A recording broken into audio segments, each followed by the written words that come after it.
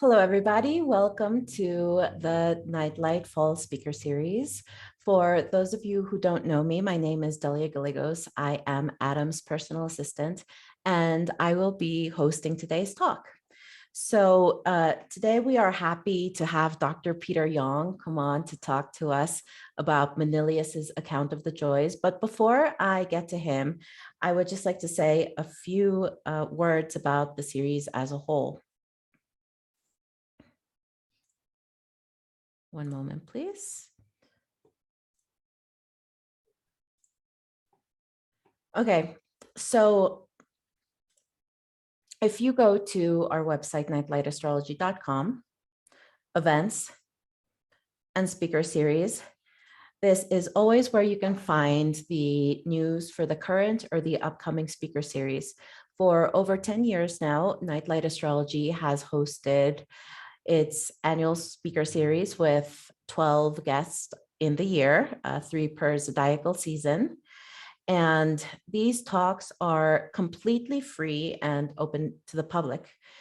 In prior years, these were donation-based, where 100% of the donation would go towards the speaker's fee. But thanks to the support and generous contributions of everybody who backs the Nightlight fundraising campaign via Kickstarter, we are able to open up these talks to the public at large, as well as guaranteeing our speakers a fixed fee. So the purpose of the speaker series is twofold. One purpose is to expose the students at Nightlight Astrology to different astrological topics, voices, and perspectives beyond what is covered in the Nightlight programs.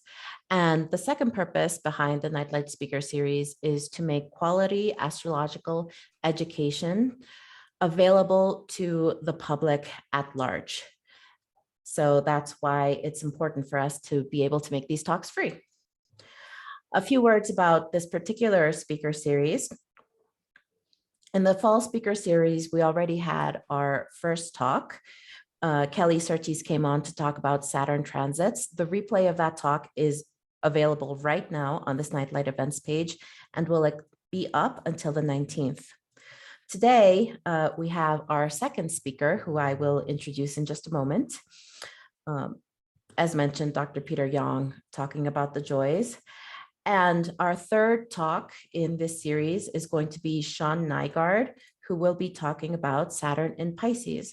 Just to note that the date of the third talk has changed. Originally, it was scheduled for tomorrow, for October 16th, but it has been rescheduled to October 19th. If you've already registered for that, you don't need to re-register. But if you haven't signed up yet, you should. So let me talk a little bit about today's speaker, Dr. Peter Yong. Peter has been on Nightlight Astrology before as a guest speaker, and we very much enjoy his talks and are happy to welcome him back. I will read his biography. So Dr. Peter Yong is a philosopher, writer, coach, and consultant. He earned his PhD in philosophy from the University of California, San Diego, and his MA in theology from Fuller Seminary.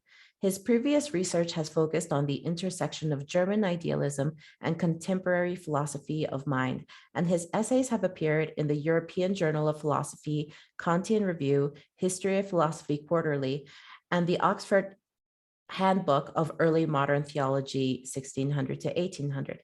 He is currently finishing a book on phenomenological.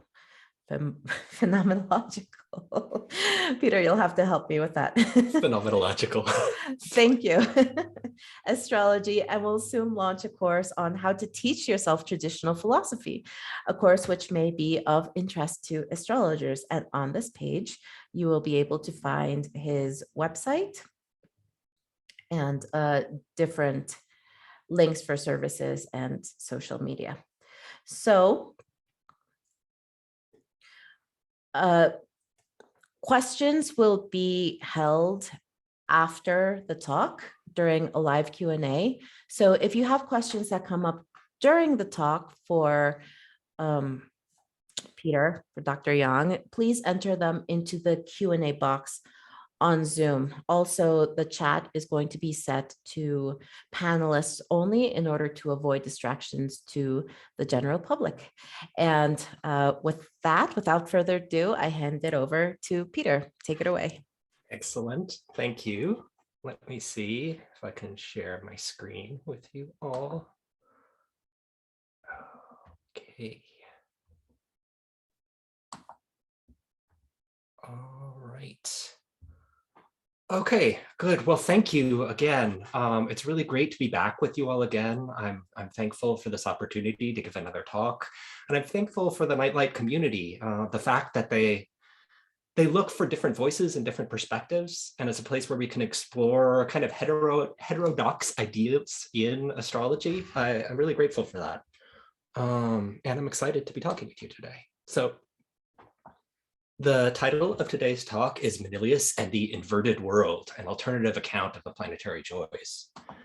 And again, just like last time, we're going to be covering a lot of material today. So I think going in, it'll be helpful just to flag what my main theses are going to be, right? So let me move my Zoom panel thing so I can see my slides.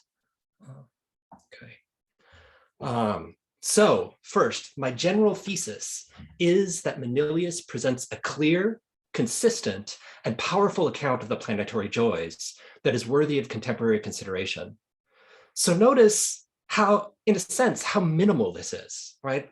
I use the Manilius style of joys and not the standard ones, but I'm not arguing that you need to do so. You might enjoy the standard joys and keep on using those instead.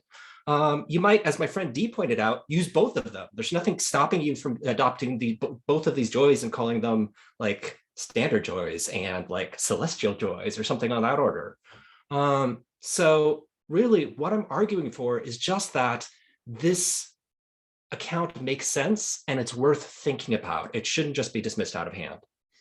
And then secondly, and more speculatively, I'm going to argue that Manilius's schema of the planetary joys is rooted in Pythagorean philosophy. So I'm going to give an explanation, a philosophical explanation about where this schema could be coming from in a historical and philosophical sense. Okay. So there's the main theses, and then the agenda, the kind of roadmap for today. First, we'll deal very briefly with some preliminaries. So I'll explain what the planetary joys are, in case you're not familiar with them, and why Manilius's account of them is exciting and important and shouldn't be dismissed. The second part, which is the bulk of the talk, is going to be an exegesis of Manilius's joys schema and explaining its inner logic. And then finally, in the last section, I'll conclude by arguing for a Pythagorean interpretation of Manilius's account. So with that in mind, let us proceed. So, preliminaries. What are the planetary joys? The planetary joys is a system for assigning planets to places. It's very simple in that respect. So just like the domicile and exaltation schemes, just like they assign planets to signs, so too does the joy schema assign planets to places where they're said to rejoice, right? So we take the standard domicile assignment and say the sun, we'll take the sun, the domicile assignment will assign it to Leo, it rejoices there. The exaltation assignment will take the sun and take it over to Aries and say, it's the exaltation place. In just the same way, the joy schema is going to take the sun and take it to a place, or in contemporary terminology, a house. So it'll take the sun and take it to the 9th place, okay? So that's all the planetary joys are. It's like the domicile and exaltation schemes. It's going to assign a planet to a particular location in the chart where it's powerful. Okay, and this should be familiar to all of you who have taken a Hellenistic astrology class. This is the standard view of the joys. So on this kind of standard model, you have Mercury at the helm in the first place. Above it, over the horizon, you have Saturn rejoicing as the place of the bad daimon in the 12th. And above that, in the 11th, you have Jupiter rejoicing in the place of the good daimon. And then the 10th is empty. In the 9th, we get the sun, where it rejoices in the place of God. And then we get another empty place, the 8th, another empty place, the 7th. In the 6th, we had Mars rejoicing, the place of bad fortune. You have Venus rejoicing in the 5th place, the place of good fortune. The 4th place is again empty. And then we have the moon rejoicing in the 3rd and nothing again in the 2nd. So this is the standard model. And notice that you've got this kind of grouping according to sect, where you've got the diurnal sect up top. You've got the nocturnal sect along the bottom here. And then you've got Mercury, which could go either way at the helm between the two. Okay, so that's the standard kind of view. Well, now we come to an interesting bit of information. Marcus Manilius, in his Astronomica, this constitutes one of our oldest and most detailed extant accounts of the places. So we have this ancient text that's older than a lot of what we've got, right? And it's also one of the most detailed. A lot of the things we have is just saying like, Venus rejoices here, or Jupiter rejoices here. It's not giving you an account of why they rejoice or resonate with a particular place. Manilius is going to give you an account of why these planets are assigned to these places. This text was written around 14 AD, which again is early. So if we compare it to something like Valens Anthologies, we've got a text that's about 150 years before that. And if you like using Rhetorius, we've got something that's like 600 to 700 years before Rhetorius's compendium. So what we've got is really something that should be, from, you'd think, just like a prima facie historical consideration, something that would be worth looking into, right? It's old and it's detailed. And more importantly, Manilius preserves a different account of the planetary joys. The thing he's preserving is not the standard model. It varies in very important ways. Okay, so take a look at this. This is Manilius's view. We have Mercury at the helm again, so that's just like the standard view. You have Sun in the place of God in the 9th, though he calls this Phoebus Apollo. You have the moon in the 3rd, that's the same, right? But notice the differences, right? So Venus, you have assigned to the 10th rather than the 5th. You have Saturn assigned to the 4th rather than the 12th. And notice that you have Mars in the 5th instead of the 6th. And notice that there are these places here that have things in them that aren't planets. Right? We've got Typhon, this monster, rising up in the 2nd, and Typhon, this monster, falling in the 8th, and then Pluto, the lord of death, reigning in the 7th. So this is a very interesting picture. The only two empty places are these difficult places of the 12th and the 6th. So this should give us pause. And notice also that we've got fortune on the top rather than on the bottom, right? And the realm of the daimon on the bottom rather than on the top. So this is very puzzling picture. It's different. This should be exciting, right? There's something that's old and detailed, and it's giving a different account of what was going on in astrology in the day. Okay. So this fact that Manilius attests to a different conceptualization of the joys should be exciting to those interested in the theory and practice of ancient astrology, right? It should be something that we see and we're like, oh, wow, this is puzzling. I want to think about this. I want to see if it works maybe, or see how I can incorporate it in my practice. Or if not, just like see what would have motivated somebody else to incorporate it in their practice. And I'd like to draw an analogy here to just think of like an attitude that seems like it would be the discovery of the Nag Hammadi library, right, in the 20th century. So about the mid-20th century, somebody basically stumbled across a cave with all these different scrolls, ancient scrolls that were preserved. And what they had were texts of a different version of early Christianity, texts which were different than what came to be the Orthodox view, right? So they preserved these so-called Gnostic Gospels, where you have Jesus saying things that resemble more like a Greek philosopher than what you would have in the standard like canonical scriptures for Christianity. You have descriptions of the creator God of the Old Testament being something that's not all powerful or all wise, that's in a sense kind of like bungling or possibly even evil. You have the idea that there's an esoteric version of Christianity rather than just the exoteric version. So these really interesting, puzzling kinds of claims. And we see them preserved here. And when historians found this, they looked at it and said, look, this is a very rare window into the past. And the diversity of religious and philosophical viewpoints at the time, they were excited to see how religion was actually practiced in the day, how Christianity, what came to be Orthodox Christianity, actually emerged, right? We had these different, these different viewpoints that were preserved that hadn't been preserved elsewhere. And it was very exciting. So given this, it's surprising that the reception of Manilius's account among contemporary Hellenistic astrologers is what it is. So instead of being excited about this, his account is either ignored or disdained for the most part, according to this kind of like contemporary Hellenistic school. So I'll give you some examples of this.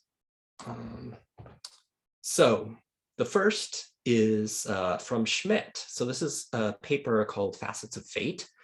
And in it, he's claiming to articulate an early version of what he's found in Project Hindsight. So this is something early on in Project Hindsight, the kind of view that came to be dominant.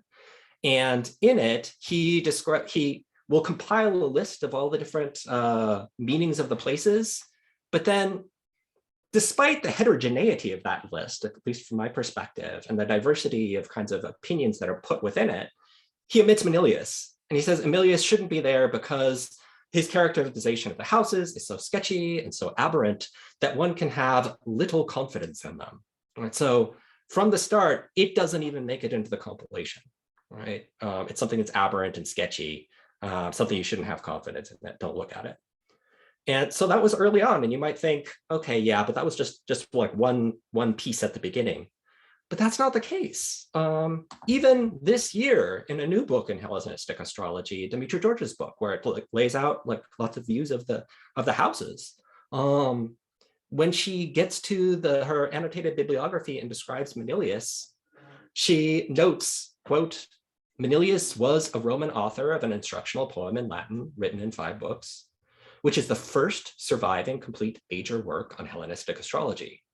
However, it is considered somewhat idiosyncratic, so that's something like, oh, it's all on its own, it's weird, and inconsistent in comparison with to the doctrines established by the ancient tradition as a whole.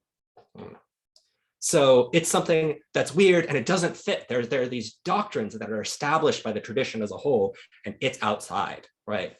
And notice just this way of talking too. This is kind of, we can maybe talk about this in Q&A. This is almost a kind of religious way of talking about a tradition, right? So now you're not talking about these astrological texts that we have that have somehow been preserved. And it's being treated like there is this tradition that contains doctrines that are established, right? In the same way a church might say like, look, there is this tradition of scriptures in the Bible, and it establishes doctrine, or like there are councils of churches that happened afterwards and it establishes the doctrine and it's binding on you and it's this whole coherent thing. There is this language at play here, and I think if we're going to carry it to its conclusion, if we really want this, we're going to start having those kinds of divisions and debates that were inherent in basically like all forms of religion that have some kind of canonical text. Like, what is those texts? Why is it binding? Who determines it? And is the text like authoritative of itself, or is it because someone said so? And if so, if it's that someone, what is that? What is the nature of this kind of hierarchy that's determining these things? So if we're going to use language like this, and I can give you a quote from Schmidt too later if people want to talk about it in the Q&A. Yeah, if we're going to use language like this, it seems like inevitable that we're going to get into having these kinds of debates, right? And one way to bypass this is just like not talk about it. It's this kind of like monolithic religious dogma. Okay, so then within George's account of the places, Manilius has this very ambiguous kind of place. So you can note his power, and you can note that she does resonate with it in a way, because it's many of the chapter headings are started by Manilius, right? There's these beautiful passages that she will cite to start the chapters. But then this weird thing happens that whenever the account conflicts with the standard view, it's only noted to be dropped, right? So for example, we get, of all the Hellenistic authors, only Manilius claimed that Saturn rejoices in this place, the fourth. The others did not have any planet rejoicing in the fourth house, right? And then it's dropped. It's not like, and here's his reason for it, and here's the argument for and against. It's just like, well, no, weird, done. And again, talking about the 10th place, in this idiosyncratic passage, Manilius gave the 10th house as the rejoicing place of Venus, the only Hellenistic author to do so. And again, dropped. So there's not an argument about why he might have done so and why it might be interesting and useful. It's just dropped out because it's idiosyncratic. Okay. And I'd like to then compare this kind of attitude that's emerged out of this kind of hindsight school of astrology to the discovery, what we've seen historically with the discovery of the Nag Hammadi library, right? And I want to argue that the response we're seeing from this approach to Manilius, it sounds awfully reminiscent of someone who's in a fundamentalist sect that's learning about the discovery of the Nag Hammadi Gospels. So what would you get? So if you've got somebody in like their local Baptist church, right, in the US, you tell them about the Gnostic Gospel, they'll be like, well, yeah, they're idiosyncratic. They're outside the Bible, right? They're on their own. They're different than my religion. They conflict with my canonical texts, and they're not used in my local congregation and have no bearing on its dogma, right? Whatever like version of like Orthodox faith you want, you'll be able to do something like this. It was rejected by the church councils, right? The hierarchy has said that this is not appropriate. Right. Any of these kinds of ways, you're saying like, look, I've got a particular religious practice that has a set of dogmas. This falls outside the dogmas, so it's not even worth thinking about. Right? It's not even worth thinking about, which is fine from a religious perspective. I'm not trying to convert. We don't have to convert people from their religions, but the response then would be like, well, yes, but I'm talking about like not from your religious point of view. I'm talking about just like historically, right? Or maybe someone who's not already committed to your religion.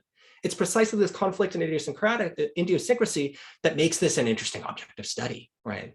It's the very fact that this is unique and preserving a unique and ancient account that makes it very interesting and possibly fruitful, right? It's this whole window to the world that is opening up. Okay. And then additionally, it's this strange attitude where on the one hand, in order to dismiss Manilius, there's this idea that idiosyncrasy by itself is bad. So if there's something that's preserved only in one text, right, only in one text, then it's bad because we need something that's preserved in multiple texts in order for it to be worthwhile. But then they're not consistent in this, at least a lot of people aren't, where you get this attitude that like, oh, alternative joys only in Manilius, bad, thumbs down. But then zodiacal releasing, and it's the idea is like, thank the astrological gods that this was preserved because this is the only major text wherein this, the intricacies of this doctrine have been preserved, right? Well, if that's the case, then being idiosyncratic doesn't necessarily mean you have to get rid of it, right? Idiosyncrasy can be good, right? And again, to avoid misunderstanding, because this has happened when I've talked with people about this before, I'm not saying that you have to give up on zodiacal releasing, right? Go ahead, keep using it, right? All I'm pointing to is the argumentative structure, right? That if you're committed to idiosyncrasy as such being bad, then you can't, on the one hand, give up, reject Manilius and accept zodiacal releasing. Okay. So with that said, let's turn to an examination of Manilius's account of the planetary joys. So just in general, hopefully you're able to see that like, yeah, this would be interesting. There's a unique old historical account that we can look at and see what's there. And now I'd really like to dig into that text and see what's there. And hopefully you'll see that there's a lot of material that's worthy of thought and consideration. Okay. So in order to trace Manilius's account, I'd like to follow his order in some sense by examining the joys in opposing pairs. But since he prefaced his account of the joys with an account of the cardinal points and stressed their importance, we will begin with the places they determine. All right, so we'll start with the cardinal points and then proceed from there. What then are the cardinal points? Well, the cardinal points are going to be the ascendant and the descendant, and the midheaven and the bottom of the sky, the amum coeli. And he describes them as follows. So Manilius claims, these points are charged with exceptional powers, and the influence they exert on fate is the greatest known to our science. So note again, we get a clear kind of definition here, right? Like, of all these things in astrology, what's going to be the greatest thing that exerts power on fate? It's going to be the cardinal points, right? So a nice clear account. Because the celestial circle is totally held in position by them, as by eternal supports, did they not receive the circle, sign after sign in succession, flying in its perpetual revolution, and clamp it with fetters at the two sides and the lowest and highest extremities of its compass? Heaven would fly apart and its fabric disintegrate and perish. So this beautiful kind of poetic imagery of like, look, if you didn't have the compass point, heaven would fly apart. It would all come undone. And maybe too, like conceptually, we might think about like, if we're going to think of heaven as a heaven, like a heaven for us, it would be like, it would only appear as heaven if it's like located somewhere, like above us somehow. So then you're going to need some kind of like orienting points in order to do that. Or just like a map is going to be useless if there's nothing to correlate like where you are with that map, if there's like no kind of like you are here kind of point. So something on that order could be going on here. Okay. So notice what he claims. For Manilius, the points exert exceptional power and constitute the most influential parts of the chart. And then the power of the points is conferred on the places. So again, we're getting a pretty clear definition of like, look, this is really powerful. This is going to get conferred to this, and this is going to play this role within astrology as a whole. He claims, in any given genitor, every sign is affected by the sky's division into temples. Position governs the stars and endows them with the power to benefit or harm. So notice it's having power over the stars. Each of the signs, as it revolves, receives the influence of heaven, and to heaven imparts its own, right? So it's having power over the signs as well, right? There's going to be this interaction between it. The nature of the position prevails. So it's these points, the position prevails, exercises jurisdiction within its provenance, its kind of authority, and subjects to its own character the signs as they pass by, which now are enriched with distinction of every kind, and now bear the penalty of a barren abode. Right, so really clear, at least attempt at a clear description of how these things relate to each other. Places have power over planets and signs. They govern the stars, and they play a dominant role in that regard. They're the governing thing. And it's the nature of the position that prevails, as the places exercise jurisdiction over what occurs within them. Okay. So then, if that's the general view, let's start looking through the pairs as Manilius did. So let's start with what he thought were the most powerful of the pairs, the midheaven and the imum coeli, what he calls the place of fortune and daimonium. So let's look at the midheaven. He explains it as follows. Each cardinal, however, enjoys a different influence. They vary according to their position, and they differ in rank. The first place goes to the cardinal, which holds sway at the summit of the sky. So this is going to be the most powerful point, he's claiming. At the summit of the sky, and divides heaven in two with imperceptible meridian. It's really beautiful, right? It's this invisible meridian that's dividing things. I think in Latin, it's like tenuis or something like that, where we get the word tenuous from. It's something very thin and spread out. Enthroned on high, this post is occupied by glory, truly a fit warden for heaven's supreme station, so that she may claim all that is preeminent, arrogate all distinction, and reign by awarding honors of every kind. Hence comes applause, splendor, and every form of popular favor. Hence the power to dispense justice in the courts, to bring the world under the rule of law, to make alliances with foreign nations on one's own terms, and to win fame relative to one's own station, right? So glory reigning here and having all this kind of power at this invisible point, the point between the rise and the fall, right? So we see this here. Midheaven divides the sky in two, imperceptibly at this thin point between the rise and the fall. It's that thing you probably can't even see, but it's this point there. That's this point of glory.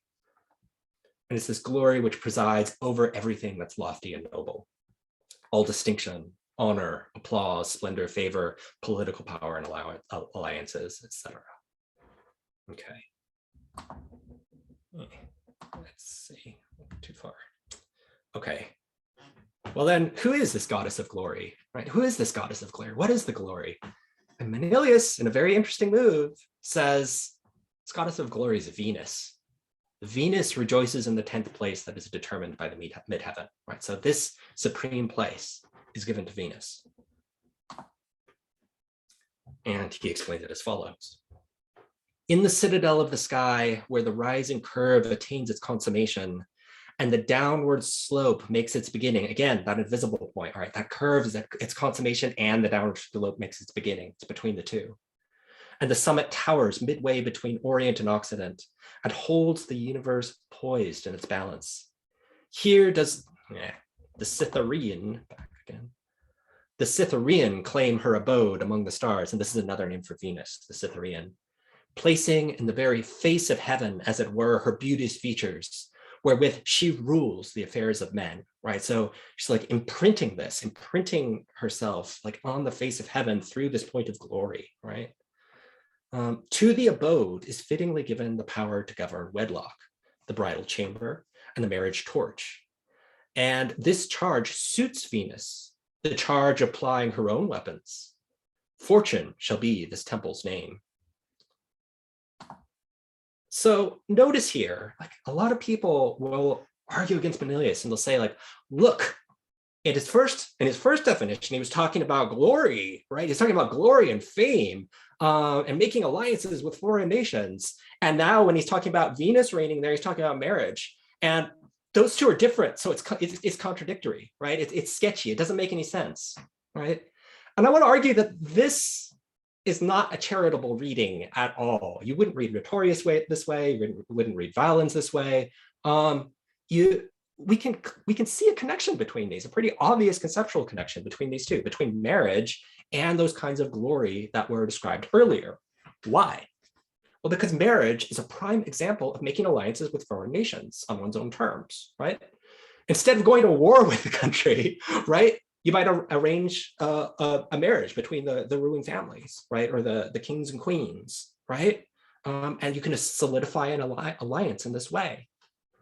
What are fairy tales about winning fame relative to one's fortunes? Well, maybe you're a little orphan child, but then suddenly, you fall in love with a princess or a prince, and you're married into the royalty, and now suddenly you've got this kingly authority or queenly authority, right? Winning fame relative to your station can happen through marriage. Bringing the world under the rule of law, right? What is marriage? It's making the relationship into something that's rule bound, that fits within laws, that like it's not this vague kind of personal thing, but now it's like solidifying relations between like families and nations at that time in the ancient world. Okay, right. So then an example of this is near the end of Henry V, right? So we see this in this history by Shakespeare. Henry V is a very martial king. It's about war largely. It begins with a prelude calling for a muse of fire to sing this, and like explicitly notes that like Henry or Hal is going to have the aspect of Mars himself, right? It's all about war and fighting. But after the fighting is over and after he's saved by a kind of miracle at the Battle of Agincourt, they solidify a truce, and part of this truce is through a marriage. And when he's talking about this, he gives voice to this kind of principle that Manilius might have in view here. And he claims, talking to his fiancée, Kate, You have witchcraft in your lips, Kate. There's more eloquence in the sugar touch of them than the tongues of the French council, right? So it's a sense of like this being more powerful than all of that other kind of like political negotiation or warfare. And they should sooner persuade Harry of England than a general petition of monarchs, right? So again, think of that authority coming from love. And then secondly, too, if we just think about like Shakespearean comedy versus tragedy, right? What does comedy do? Comedy, like the world like appears as like joyful whole, right? Where it's this lovely kind of thing that we can be happy about. And how does it end? Usually ends with a marriage, right? It's marriage that's indicating that the world for humans is this harmonious, beautiful, glorious place. Where in tragedy, you're just seeing like the world kind of like fall apart on an individual, that other aspect of reality. Okay. So then this identification of Venus, the goddess of love and desire, with glory hints at a paradox of glory and desire.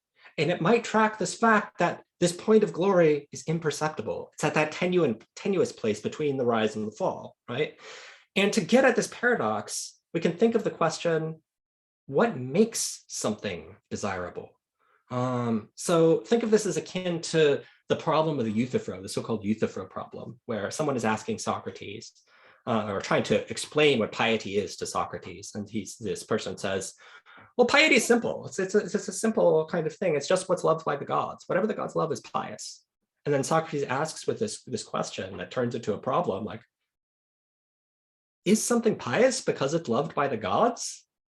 Or do the gods love it because it's pious, right? So if it's pious just because the gods loved it, what if the gods loved like you like torturing animals and like killing your children or something, right? Would that then be a pious act? Or like tearing down temples, would that then be a pious act?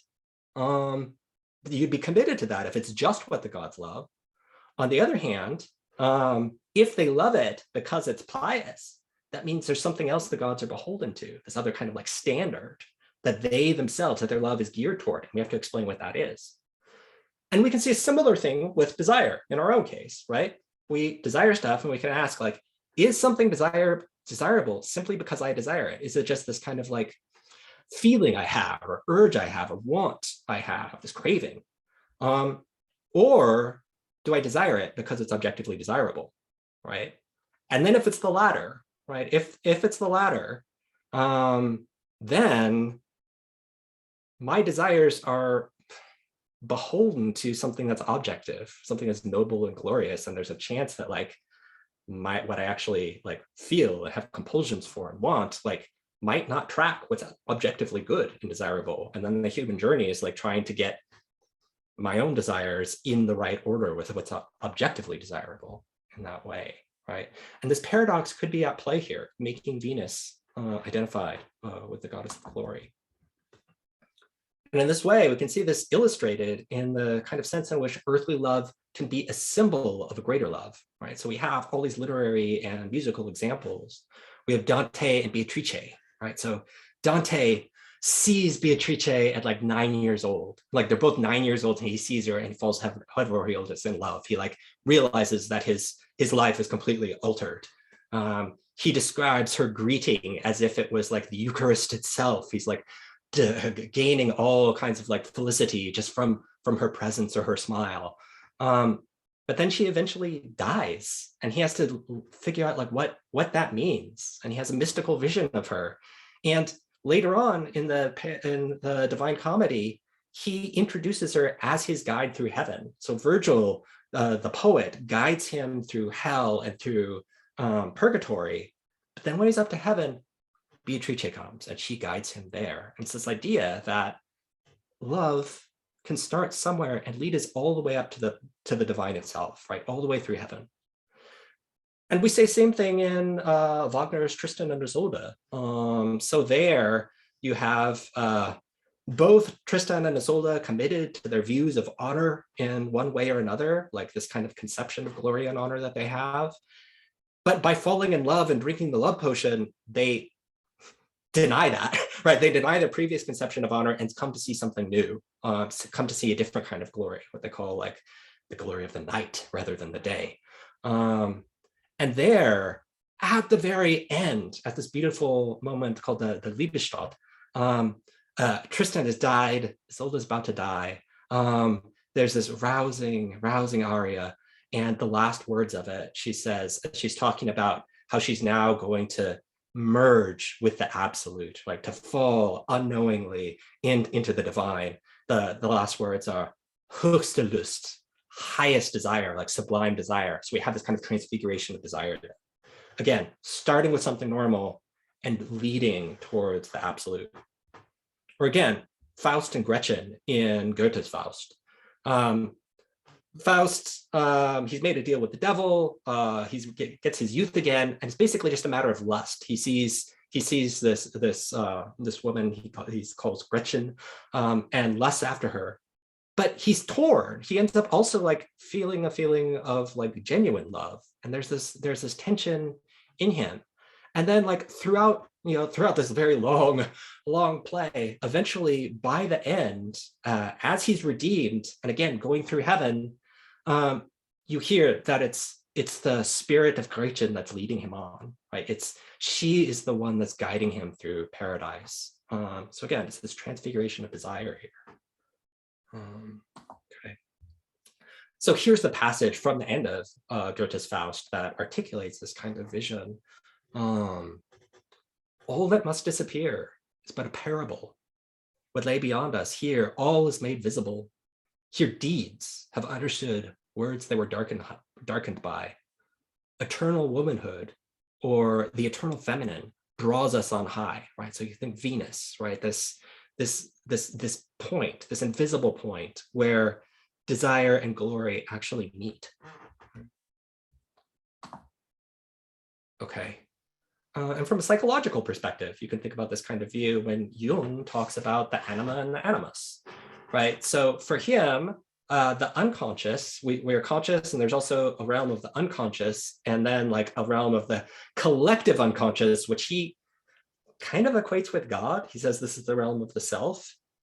But the guide to this realm, he claims, is going to be the anima or the animus. For a male person, it's going to be the anima, which is going to be a female figure. A female figure of the unconscious is going to come and guide you to the self. And for women, it's going to be the animus. It's going to be some kind of male figure that guides you into this individuation or knowledge of the self, right? Which is for him like proxy for God. And we can think of this like in a less psychological level and a more kind of like esoteric level if we think of like this concept of like spirit marriage, right? So we see like lots of old legends where you have Numa Pompilius, for example, who's a sage king of Rome. And it's at a time where Rome is really in peril. I think it's early on. There are two tribes, basically, the pure Romans and the Sabines.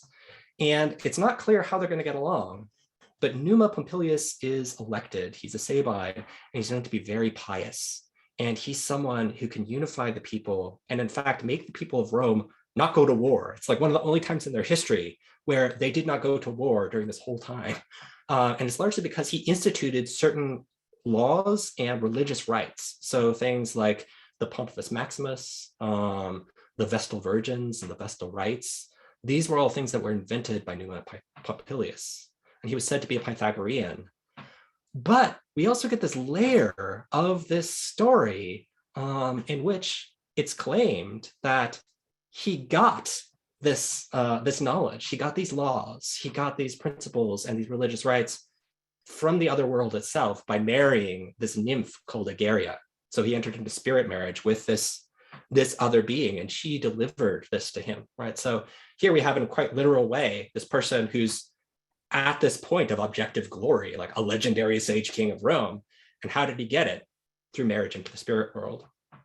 Or again, an example from Taoism, there's a higher clarity school of Taoism, it's founded on what are called the Maoshan revelations.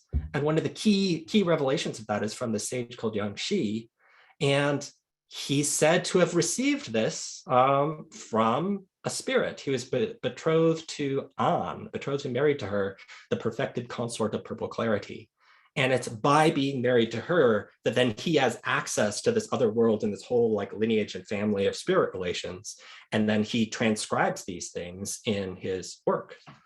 So again, a very famous, glorious person. He's known for like founding or being one of the founding members of an important school. And he gets it precisely because he's married into the spirit world. Okay.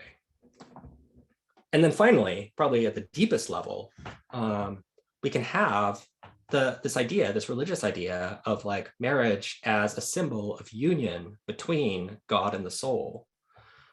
So Teresa of Avila is a beautiful example here, as she describes this kind of marriage to God, or the absolute. So mysterious is the secret, and so sublime the favor, that God thus bestows instantaneously on the soul, that it feels a supreme delight, only to be described by saying that our Lord vouchsafes for the moment to reveal to it his own glory in a far more subtle way than any vision or spiritual delight. As far as can be understood, the soul is made one with God, who is himself a spirit. He has thus deigned to unite himself to his creature. He has bound himself to her as firmly as two human beings are bound in wedlock, and will never separate himself from her. Union may be symbolized by two wax candles, the tips of which touch each other so closely there is one light. Right? So you can think of this idea of a theosis, of like somehow like a divinization. The divine energy is like so permeating the soul that it becomes one with God in this way. Or some other early theologians like Origen, I believe, would talk about an iron that's usually cold, like a piece of iron, a rod of iron, and you stick it in the fire. And when it's in the fire, it becomes so heated up that now the fire is in it, it's permeating, right? In the same way, the soul is so filled with God, it's united in this way that it's deified in a certain sense. And this being the kind of the goal of all these like religious pursuits for these people. So if that's the midheaven, then opposed to it is going to be the Imam Koili, the bottom of the world, right? So up at the top was that invisible place of glory. Now at the bottom, we get its eternal base. The next point bears the world poised on its eternal base. In outward aspect, its influence is less, but is greater in utility. So he's noting like it might not seem like as much to the outside world, but it's got a greater utility here. It controls the foundations of things and governs wealth.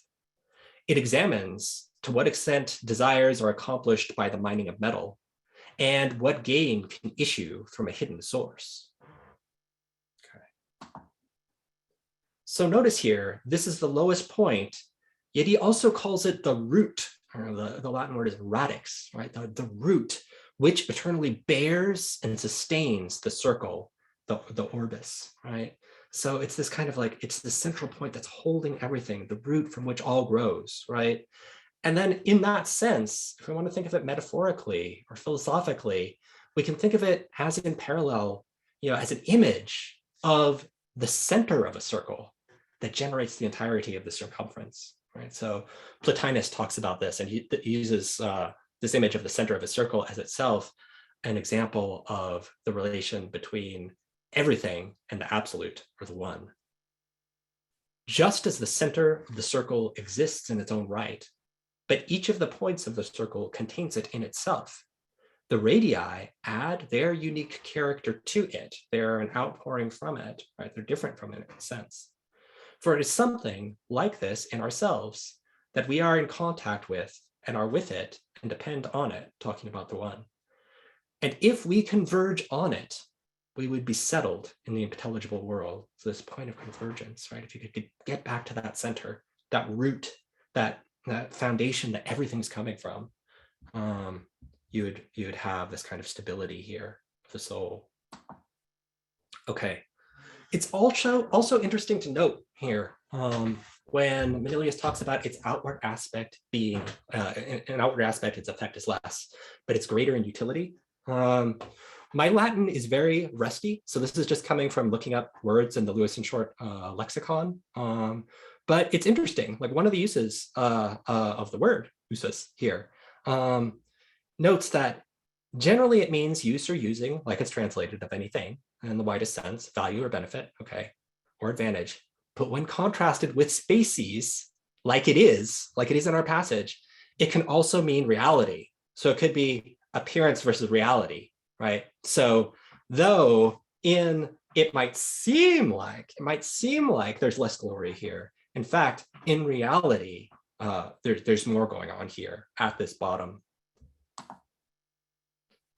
And we can see this, again, using some poetic and religious examples, right? So here's an account from Yang Shi, this Taoist sage, reporting on what his heavenly consort An told him. So, he's married to An, he has access to this realm of glory. And what is it she teaches him? She claims, the people of today who prosper and thrive while dwelling in the wind-blown dust are but lowly ghosts guilty of multiple sins. Detainees under torture, speeding to their deaths. Indeed, abiding in uselessness away from the noisy road makes one salient material for obtaining perfection. So here, what would seem like uselessness in the sunlight world, in that world above ground, and like in the realm that's like seeking for rising up and then falling from glory, the things that would be useless in that regard are in fact the most useful material for obtaining perfection. Taking up a mediocre occupation for the sake of inner observation is the root of numinous immortality. So this is the root here. It's this place that's like, it's not seeming like it's a lot, but really it's this mediocre place, this place of like not doing, that allows the greatest glory to emerge, this immortality. No doubt wealth, nobility, and extravagance are bone-breaking axes and saws. They're like boats and carts laden with sin, flaunting one's prestige and splendor to the world and disturbing the times through contentious wrangling are suitable only for teaching error and living in disgrace. Making the weapons that hack away at your destined lifespan isn't a good thing. So here, it's again this contrast between the kinds of pursuits and things we might think are glorious and the actual things that are going to be beneficial to us. Or again, a poem from Friedrich Hölderlin, who wrote this about the Titans, right? So it's very fitting here. In English translation, it goes as follows. Yet you also sense a different kind. So think of the different kind than the external glory. For measure demands that crudity, coarseness exist. And here the German, it's the raw, so the unprocessed. This needs to exist so that what is pure shall know itself. But when, and down into the depth to make it come to life, reaches he who shakes all things, they believe the heavenly comes down to the dead, and mightily, in the unfettered abyss, the all-perceiving light breaks. So there's a light here, right? There is this coming down into the abyss, the heavenly into the realm of the dead. I do not wish to say that the heavenly are growing weak, right? It's not this rising up for glory. It's seeming like this weak place, though now it rises, a certain kind of rising associated with that in the stillness that will break a certain kind of light into the abyss. Okay. So what else do we have here? Well, it controls the foundations of things. Why? Because at the bottom of the chart, that would be the foundations, right? That makes sense. And notice also that when it says it governs wealth, it's census. So census means appraisal or assessment or valuation, or like think of like you do a census so you can see how many people you can tax, right? So it's this kind of like appraisal to see how much wealth you can get and having authority over that appraisal, which will fit with Saturn when we get there. It examines to what extent desires are accomplished by the mining of metal and what gain can issue from a hidden occult source. So again, because it's subterranean, the lowest point, the hidden point, it's gloom, it's going to govern what is subterranean, what's buried under the earth. And he describes it as a kind of scrutinizing of metals. It's an investigation of these metals. And then just a thought that I was pondering, like, can we think of this as having to do with alchemy, right? So like we're thinking of like that lead. What can we do with this lead to turn it into gold? How can we turn its appearance into true reality? It's hidden from view because it's under the earth, and thus is going to concern the occult foundations of things, not the obvious foundations, the hidden sources of things. Okay, so then that's the point. And here, Manilius, in his choice schema, says, and this is the place where Saturn resides, where at the opposite pole to the MC, the universe subsides, occupying the foundations, and from the depths of midnight gloom gazes up at the back of the earth. In that region, Saturn exercises the powers that are his own. Cast down himself in ages past from empire in the skies and the throne of heaven, he wields as father power over the fortunes of fathers and the plight of the old. Daimonium is the name the Greeks have given to it, denoting influences fitting the name. So Saturn is here, and the place is called Daimonium. And notice here, you get this really interesting parallel, right? We get Saturn exercising this incredible force, but it's a force through stillness. So I like to liken it to this Taoist concept of wu wei, or effortless action. And it's doing something without doing something. Or we can think of the concept in Western philosophy of the unmoved mover. There's something that it itself does not move. It's still. But in virtue of it, everything else is moving. It's actually a prime power, right? It's the first mover, but unmoved itself. And again, I'm just musing poetically on some of the poetic juxtapositions you can see in the words using the Lewis and Short Latin lexicon. So on the one hand, we've got Saturn exerting considerable power. He drives or impels the world, putting it in motion. So he agitates it, right? He's putting it all in motion. It's all coming from this place. And in so doing, he exercises exceptional strength, energy, and virile force, vis or vires. Indeed, Saturn exerts noumen, right? So here it's like a clear, like divine power, or divine will, or divine Godhead, this absolute majesty. It's coming from Saturn. So here, Saturn is clearly exerting an exceptional amount of power. But on the other hand, he's exerting this force through stillness at the bottom of the chart. He's said to be, this is a point that's said to be thrown down in realms of midnight gloom. But one of the words, some of the additional meanings for yakeo can mean to stop, to be level, to be quiet, still, open, and obvious. So it's a very kind of like yin thing. It's like, yes, it's thrown down, but it's quiet, it's there, it's obvious. And though he's cast down, or diectus, this can also indicate something that's cast down over something else, like a covering or a veil. So then if we wanted to think about it kind of phenomenologically, we can think of the concealing, revealing of the eternal through the veil of time, right? So if all of this, the entire chart is being generated through time, it's kind of temporality, right? But the eternal is going to show itself through it. It's going to have to do it like through a certain kind of veil, right?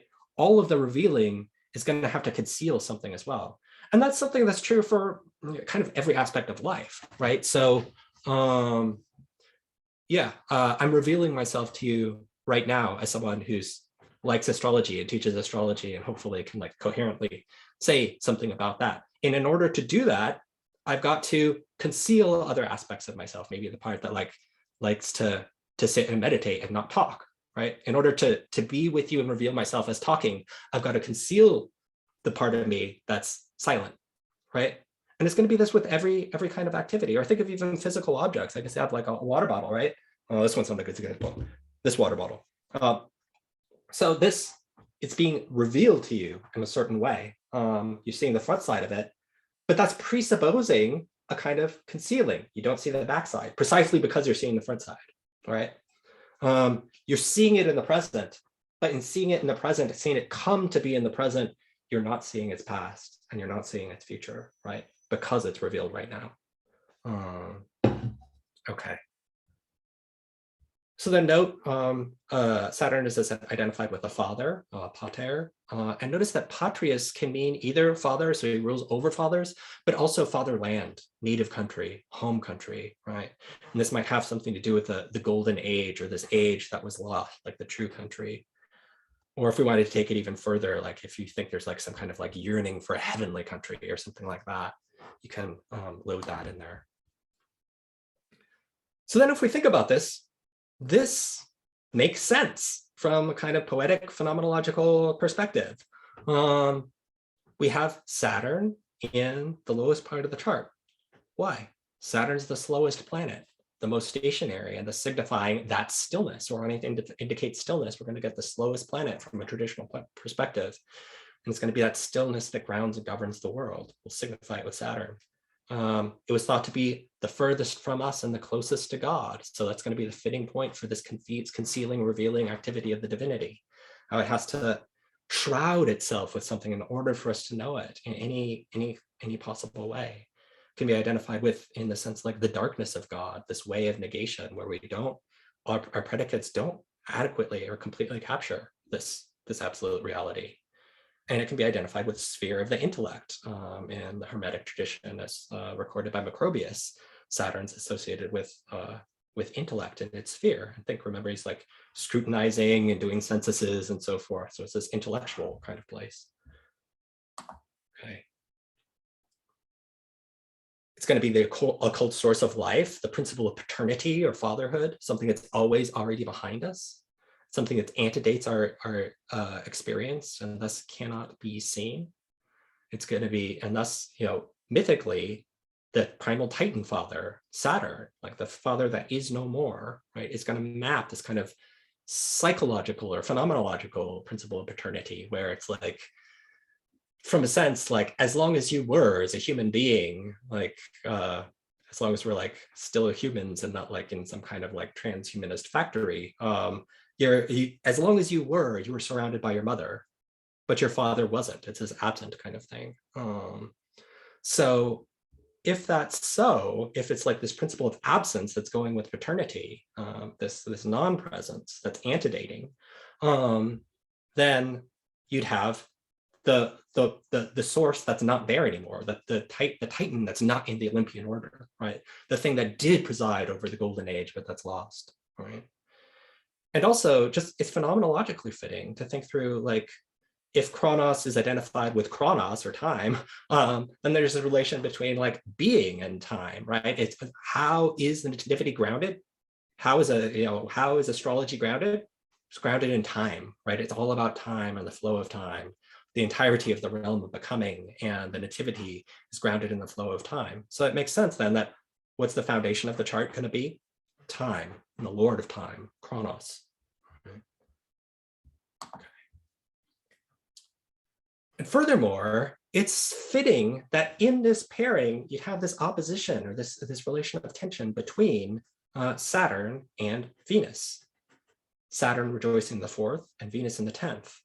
So according to Hesiod, Venus was created by Saturn's uprising against his own father. Venus was born of the sea foam produced by Saturn's castration of his father, Uranus, right? So he castrates his father with a flint sickle, and his testicles fly into the sea, and the kind of like primal force that was within them is churned up by the sea, and it gives birth to Venus, this goddess of love and desire, right? And I won't read this for the interest of time, but that was a quote from Hesiod, if you want to look it up. Okay, right. So then we get this mythical connection between desire's birth, right, that in the 10th, what's driving us, what drives the realm of becoming, and the dismembering of heaven, right? So we get this really interesting parallel between desire and time, possibly, time and desire. And all of this having to do with a kind of being out of ourselves or being stripped from unity, this kind of uncomfortable non-presence. So we can think of this, like think of time, Saturn is associated with time. Time is that which dismembers experience into past, present, and future. Right? There's something about this experience. Some philosophers, Neoplatonists and also Augustine, would talk about time as a distension of the mind or stretching of the mind. Instead of having everything all at once or kind of contracted being in eternity, we've got little bits and pieces, and it's stretched out, and we don't have that. And we're always kind of hovering between being and non-being, right? Whenever we think of the present, it's always falling away into the past, right? It's always falling, it's always lost. We were always anchored in non-being in this way. And we can contrast that with the eternal present of the divine mind, the one, of the absolute, something that has all of itself together. It's not spread out. It's not lost to itself. It's found. It's completely self-contained. So then we see this in Augustine's famous prayer in Confessions 11, where he's talking about time, right? And he has this really beautiful prayer here where he says, "You are my eternal Father," talking about the one or the absolute, "but I am scattered in times whose order I do not understand." Right. So just this just this. We're not talking about like, oh, it's a chaotic historical epoch we're in. We're just talking about just the fact that we're in past, present, and future, and it's always shifting, right? He's saying, I'm scattered in this, and I don't understand it. Who can say how this happens, right? We're always torn from ourselves. The storms of incoherent events tear to pieces my thoughts, the inmost entrails of my soul, until that day when, purified and molten by the fire of your love, I flow together to merge into you. So then we can have this relation between time and desire as well. So time is this splitting apart of the self, and like desire then too is got to be like aiming towards something that we lack, right? It's always this kind of like orientation towards what we're missing, right? So the past, we can think about a longing to attain some future, or the future, we can think about a longing to attain some good in the future or to avoid some future ill. In the present, we can think of some object of consciousness that fascinates us. In the past, we can think of something we yearn for, or something we regret, or something that harmed us and bad we want to avoid, right? Okay, good. So then, for a kind of poetic illustration of this place and Saturn within this place, let's turn again to Dante, this time an early work of his called La Vita Nuova. So in this piece, he's just walked down the street and Beatrice has refused to smile at him. She shuns him. And this like throws him into a depression, right? He's like ready to die at this point. He goes into his room and wants to weep alone. And this recounts a vision of what happened to him at this point. He claims, "After such bliss had been withheld from me, I was so overwhelmed with grief that, shunning all company, I went to a solitary place where I drenched the earth with bitter tears." So if you want to think about like Saturn as like this lonely, solitary place, like, oh, kind of Saturnian, or like the earth with bitter tears, like, oh, Saturn and water, right? Then this weeping, when this weeping had eased a little bit, I shut myself into my room where I could continue my lament without being heard, again, locked away. And there, asking pity of the lady of courtesy and crying, "Love, help your faithful one," I fell asleep in the midst of my weeping, like a little child that has been beaten, right? So though it's a kind of startling image, right? You think like that principle of like paternity there, like think of like an angry father or something, like a little child that's been beaten, right? About halfway through my sleep, I seemed to see beside me in my room a young man dressed in whitest garments. From his bearing, he seemed to be thinking deeply, gazing at me where I lay and scrutinizing, thinking. After looking at me for some time, he sighed and called me by my name.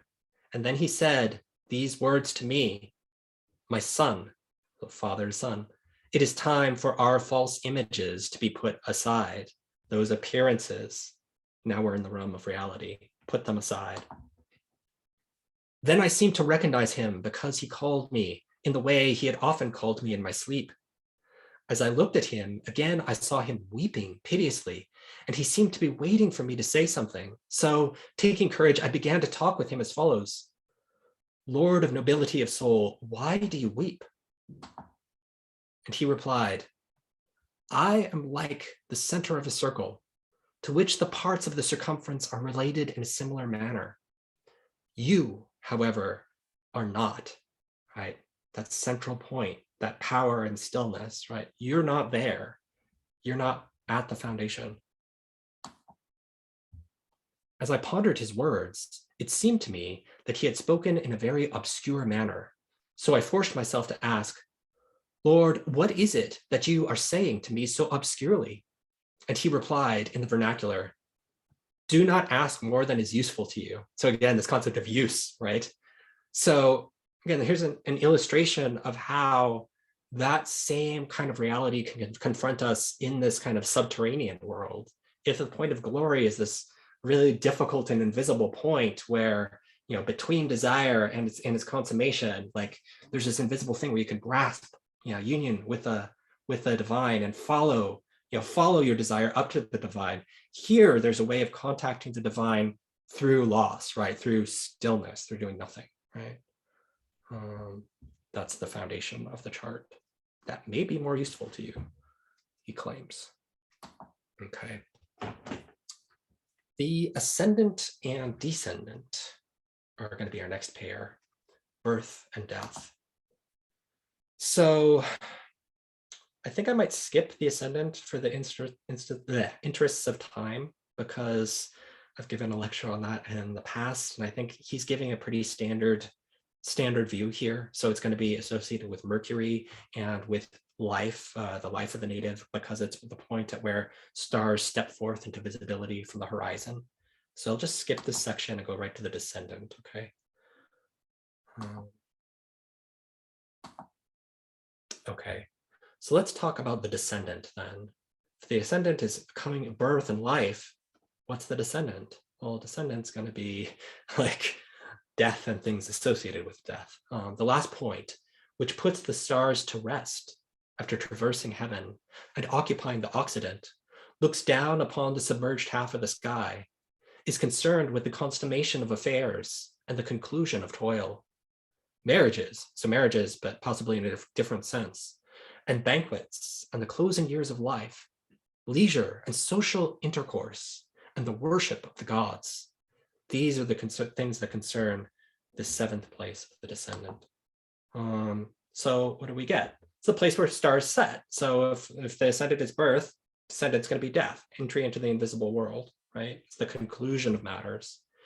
And we get this interesting idea. We get this pairing of death and the conclusion of matters with conjugium or connection, union, or marriage, right? So here, maybe we can think about it like, and he's talking about like relations with people, coitus among people, right? Individual humans. So here, we might think of the kind of way in which these one-on-one relations are union with another person, or real connection with another person, is a sense, a kind of like death of the self.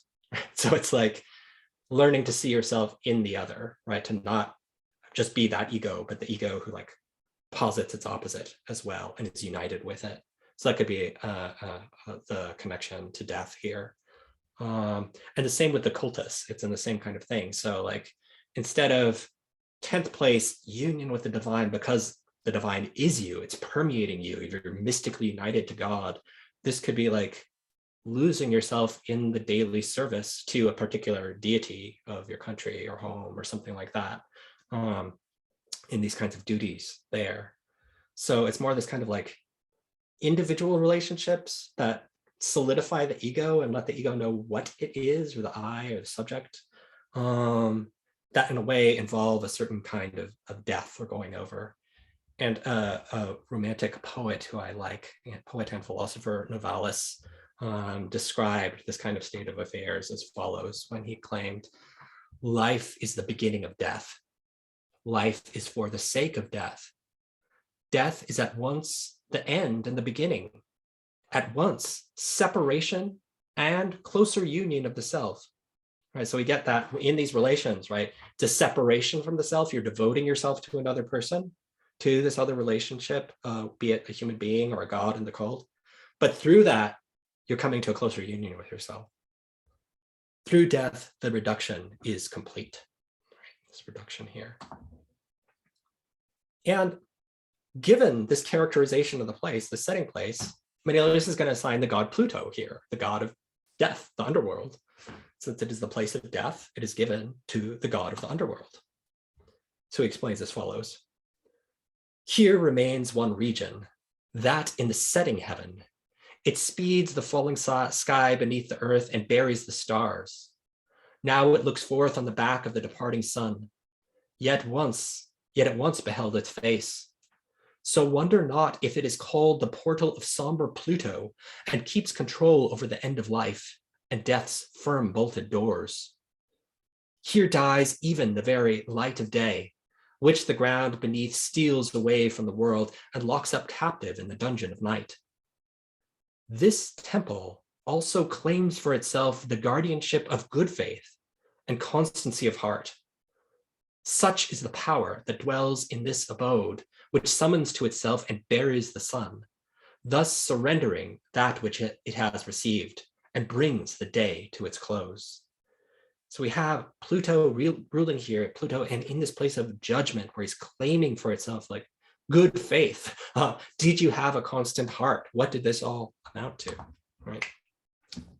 So Pluto ruling the consummation of day, as consummation as light gives way to day. Vindico, like vindication, laying a legal claim upon, like either freeing or punishing, right? Pluto is going to be watching these kinds of things, like whether we kept the faith or not. And from a phenomenological perspective, I think of like the idea of like bad faith, right? In these relations with others or with the gods, these particular gods. There's this idea of bad faith where you can so lose yourself in the other and its demands that you just obey without thinking and don't kind of listen to the call of conscience or become unaware of your own soul or your own like desire for that union with the absolute, that you kind of lose yourself in these narratives, right? And this Sartre calls bad faith, right? It's acting like you're just completely defined by the external world. Like he gives the example of like somebody who's a waiter and you can tell he's like fumbling at it, but he's like trying to play this role. He's trying to lose himself in this particular role or social expectation. So here you can have the idea of like in this relation with the other and to the cults, were you able to do it in such a way that you had that balance and you found yourself in the severing of the self? Or is it just like you gave it up and lost the self as well? And also a judgment of like weight, constancy, consequence, or authority of heart. Like, did you have character? What was your character at the end of the day in these relations and throughout your life? Okay, take a drink of water.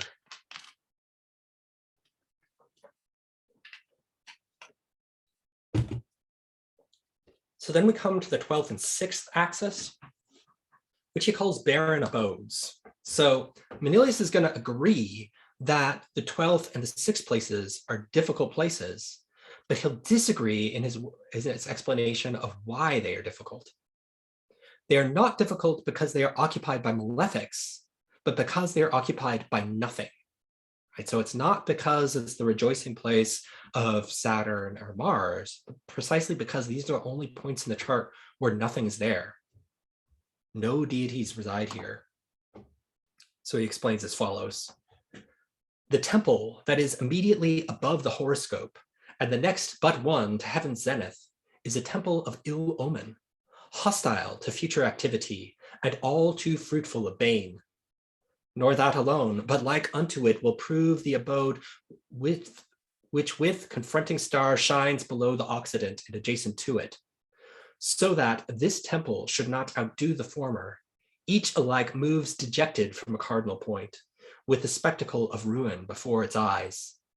Each shall be a portal of toil, and one you are doomed to climb, and the other to fall. So keep in mind here, where he's talking about cardinal point, he's talking about the cardinal points, like the ascendant or the descendant, right? He's not talking about cardinality in like modern conceptions of the signs. So what would these places be then, these empty places? Well, they'd be abandonment to the void. These places where it's like, well, my God, why have you forsaken me? It's humanity alone and abandoned and having no sense of like meaning or purpose, right? It's just given to itself with no sense of meaning or transcendence. So we can correlate this with what Hegel calls one aspect of the unhappy consciousness, which he describes as follows. The unhappy consciousness is the tragic fate of the certainty of self that aims to be absolute, right? So in one sense, you might think these are kind of like aggrandized places. You don't have to worry about gods or God or the gods anymore, right? Or any kind of like normative value outside of yourself or the human condition, right? It's absolute. But it ends up being like really painful to live in this place. It is the consciousness of the loss of all essential being in this certainty of itself, and of the loss of even this knowing about itself, the loss of substance as well as of self. It is the grief which expresses itself in the hard saying that God is dead. And in contemporary kinds of, well, kind of contemporary 20th century terms, we have Camus and the myth of Sisyphus. So again, Sisyphus mythologically is a figure who is said to have tricked death, right? Avoided death. What would that be? Like if we think about it from a phenomenological perspective, like, well, what would the human condition be if we could just like stretch it out forever, right? It was just us. We didn't have to worry about death, any kind of like world beyond, any kind of termination to this world, or like a being rooted in an invisible world or anything like that. What if it's just this forever? What would that be like? And Camus thinks, well, it would be like the myth of Sisyphus, right? Where forever pushing the boulder up and down the hill in Tartarus. Though he thinks if we're scornful enough, we can find hope in this. He thinks there can be like a kind of heroism of these places. He claims, if this myth is tragic, that is because its hero is conscious. Where would his torture be, indeed, if at every step the hope of succeeding upheld him? Right? So in this place, you're not hoping you're going to find meaning, that it's out there somewhere. It's like, no, there's never going to be any meaning. There's never going to be any purpose. The workman of today works every day in his life at the same tasks, and this fate is no less absurd, the absurdity of it. But it is tragic only at the rare moments when one becomes conscious, when you see it, when you see there's no meaning to any of it. Sisyphus, proletarian of the gods, powerless and rebellious, knows the whole extent of his wretched condition. It is what he thinks of during his descent. The lucidity that was to constitute his torture at the same time crowns his victory. There is no fate that cannot be surmounted by scorn, he claims. So those are the difficult places of the 12th and the 6th. And then we come to places that are similar to the standard view, the place of the god and goddess, the 9th and the 3rd, which we can move through fairly quickly. So the 9th is going to be a very standard kind of view. The stars that follow midday, where the height of heaven first slopes downward and bows from the summit, these Phoebus nourishes with his splendor. And it is by Phoebus's influence that they decree what ill or hap our bodies take beneath his rays. This region is called by the Greek word signifying God. So here, sun in the 9th, that's standard. But we do get something interesting in that the sun is identified with Phoebus Apollo, which might come into play later. So in legends, Phoebus Apollo is associated with an oracle that's presiding over the underworld, right? So, and it's this oracle that lets one descend into the realm of the dead. So this could come into play later, that Apollo is being identified with the sun here. And it's this place where planets begin their descent into Hades, the unseen world of the spirit. Okay. 3rd, similarly, shining face to face with it is that part of heaven which rises first from the bottommost regions and brings back the sky once more. It controls the fortunes and fates of brothers, and it acknowledges the moon for its mistress, who beholds her brother's realms shining on her from the other side of heaven, who reflects human mortality in the dying edges of her face. Goddess is the name in Roman speech given to this region, whilst the Greeks call it by the same word of their language. So moon in the 3rd, standard. It's interesting, we do get an argument for why siblings are associated with this place, and he's claiming that's because the moon is looking on at her brother and the moon reflects stuff, it's going to reflect the brother, and thus it's going to be a place of siblings. So maybe it's cute, maybe kind of fanciful, but it's at least interesting. And also worth noting here is that this place where planets begin their rise, right? So when they're coming up into visibility, this is the place that's associated with injury and mortality, right? So the sun associated with falling, the moon and like mortality is associated with the rising and coming to life. Okay. Now we come to the second and eighth axis, which is a very interesting part of Manilius's account. These are the abodes of Typhon. So he claims, not more fortunate is the portion of heaven above the Occident, or that opposite it at below the Orient, suspended the former face downward, the latter on its back. They either fear destruction at the hands of the neighboring cardinal, or will fall if cheated of its support. With justice are they held to be the dread abodes of Typhon, whom savage earth brought forth when she gave birth to war against heaven, and sons as massive as their mother appeared. Even so, the thunderbolt hurled them back to the womb. The collapsing mountains recoiled upon them, and Typhus was sent to the grave of his warfare and his life alike. Even his mother quakes as he blazes beneath Etna's mount.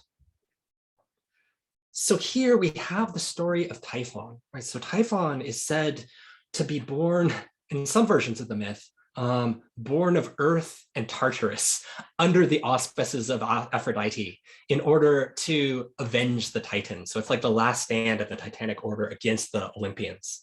And he's this monster that's got snakes coming out of his shoulders. And Hesiod describes his revolt in the battle as follows in this really beautiful way. I won't read the whole passage for the interests of time, but just note like how he's talking about all the different sounds, the cacophony of sounds that comes from all the snake heads mounted on his shoulders, just the powerful, the force, the kind of chaotic force that's associated with this. And then as Zeus counters him and throws him down, just the beautiful description here. So, Zeus meets this challenge and would have been conquered had he not struck him in time. And Typhus was hurled down a maimed wreck, so that the huge earth groaned. The flame shot forth from the thunder-stricken lord in the dim-rimmed glens of the mount when he was smitten. A great part of huge earth was scorched by the terrible vapor and melted as tin melts when heated by men's art in channeled crucibles, or as iron, which is hardest of all things, is softened by glowing fire. In mountain glens and melts in the divine earth through strength of Hephaestus. Even so then the earth melted in the glow of the blazing fire. And in the bitterness of his anger, Zeus cast him down into wide Tartarus. So it's this melting kind of fire, the divine earth itself like ablaze and melting through this strength of Hephaestus, right? The smith of the gods. It's this beautiful kind of portrayal. But so if we take this myth and connect it to the second place, right, we have this idea that there's a connection between human birth, the first place, right, and a challenging of the Olympian order. So there's something about coming to life that's keyed to this kind of impulse to challenge things, impulse to strive for something, to remake the world in a particular way. And we can think of this kind of from a human perspective, just with the simple fact that because we are finite, any action we can perform will be construed as sinful from some perspective, right? So, no matter what religion you pick, somebody in some other religion is probably going to tell you you're going to hell, right? No matter what you do or choose to dedicate your life to, no matter how noble, probably the majority of the human race, if we consider like all times and places, is going to think it was like ridiculous and foolish and possibly even sinful, right? There's just so many different perspectives, and you're gonna offend somebody, right? We're bound to be finite. We can only dedicate ourselves to one thing at a time, right? And we can think of this, yeah, we're wanting to do astrology right now. And in order to do this, even though this is a good thing, there are plenty of other things we're not doing, right? You're not with your kids. You're not out at a charity, doing charity work. You're not exercising. You're not doing environmental work, right? You're not at a religious observance, right? There's so many other good things that you have to miss out on, and good things that you could have done that you have to miss out on just by doing this other good thing, right? And we're always confronted with that. Right. And we see this in literature in Goethe's Faust, right? So there's a famous scene in there where he's translating the New Testament and the Gospel of John. And there's this passage in there, en arche ein ho logos, right? In the beginning was the word, this divine word, right? This logos. And he's trying to translate it into the German of his time. And he's thinking of things. He's like, yeah, Wort. Yeah, no, not going to work. I'm not going to translate it as a word. Sinn, does that work? Is it meaning? Is it an abstract meaning? No, that's not going to work, Faust says. Kraft, is it power? Is it like a law of nature or like forces of nature? Is it just some kind of impersonal force? No, he says. And then what he comes on is tat, or activity. It's an act. It's an action. What is most divine about the divine, or the divine that's coming through us, is this urge to activity, he claims, right? And we see this early on in this description of the human condition from heaven, as God is making a deal with Mephistopheles and handing over Faust to him, saying, like, tempt him as you want, as you might. I'm still going to redeem this guy. And in describing the human condition, God says, man, or humanity, errs as long as it strives. So there's something about our striving that's always leading us wrong, that's always leading us down finite paths, that's always having us make mistakes.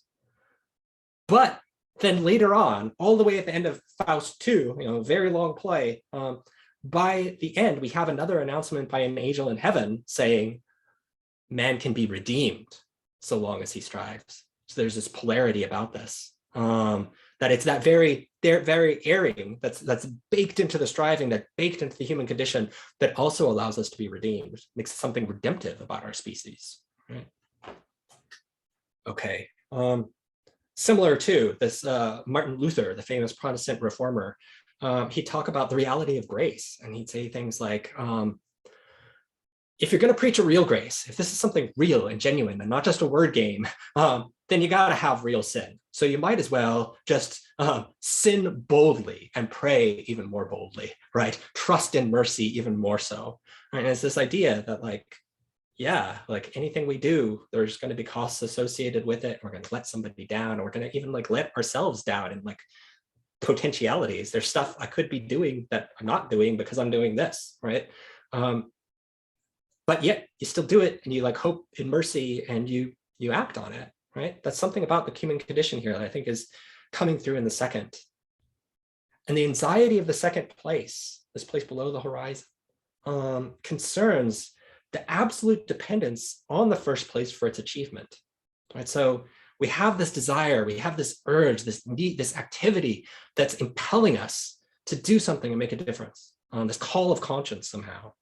But in order to do that, we've got to like use this instrument of the body and the contingent historical circumstances we're born into. And like, there's not a lot of power there, right? So there's this anxiety about it. Like how can this urge, how can this activity be met or actualized given these very real constraints that I have in earthly life? The eighth then, so if the second was about Typhon falling, Typhon rising, the eighth is going to be about Typhon falling in judgment. So it talks about being sent back to the womb, back beneath Mount Etna. Okay. And here's another description of this from Pindar, which if you haven't read Pindar, all of you people who like Hellenistic astrology should read Pindar because it's so beautiful. He describes it as follows. But creatures unloved by Zeus shudder when they hear the one who lies in dreadful Tartarus, 100-headed Typhus, enemy of the gods, nurtured, one by the far-famed cave of Cilicia, but now sea-fronting, cliffs over Cumae down on his shaggy breast, and the pillar of snow covered Etna rearing to heaven. Right, so snow-covered Etna rising up all the way over to Cumae, right? This is vast geographical extent. It's all pinning this monster down. Rearing to heaven, year-long nurse of freezing snow pins him down. From its depths spew sacred founts of fire, so now not just snow, but fire that cannot be approached. By day, rivers pour forth lurid streaks of smoke, and by night, a crimson rolling flame sweeps down rocks, which crash into the sea's broad expanse. That monster spouts forth terrifying torrents of Hephaestus's fire. Again, Hephaestus, the smith of the gods. A prodigious portent to behold, a wonder for visitors to hear. Such a thing is imprisoned between Etna's dark wooded peaks and its plains. And the bed he lies on gouges and galls the whole length of his back. Right? So it's this beautiful natural description of what he sees as this titanic power buried under the earth.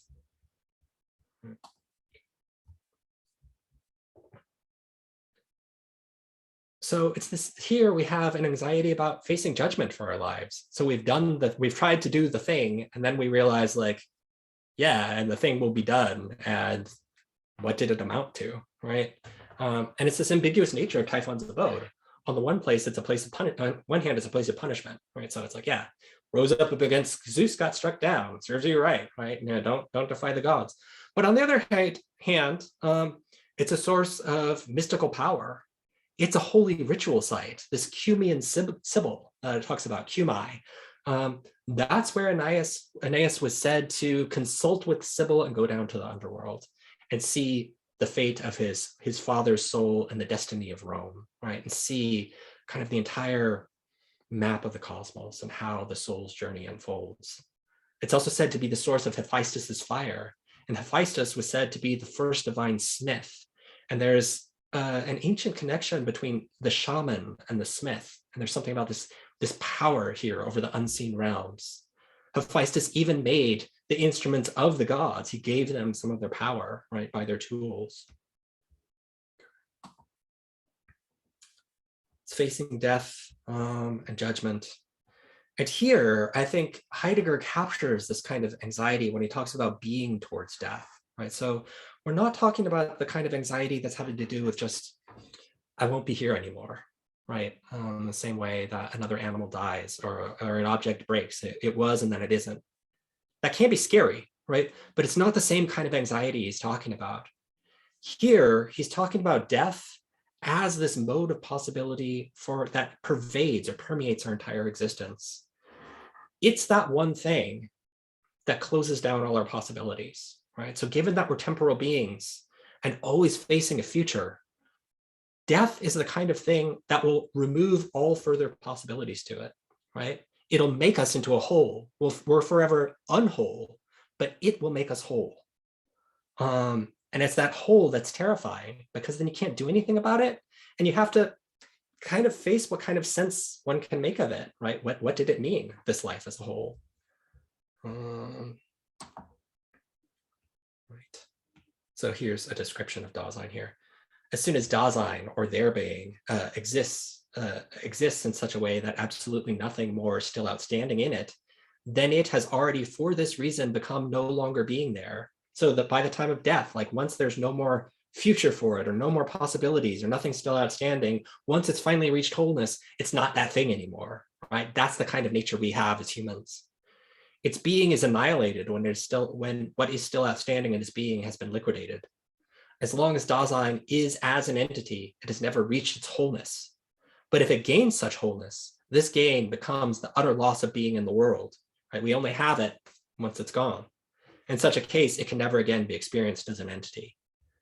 So he'll describe the way we become conscious of death then is through anxiety, this anxiety of facing the world as a whole, or the question of our life as a whole, rather than just the anxiety that's a fear that's about a particular thing you're afraid of.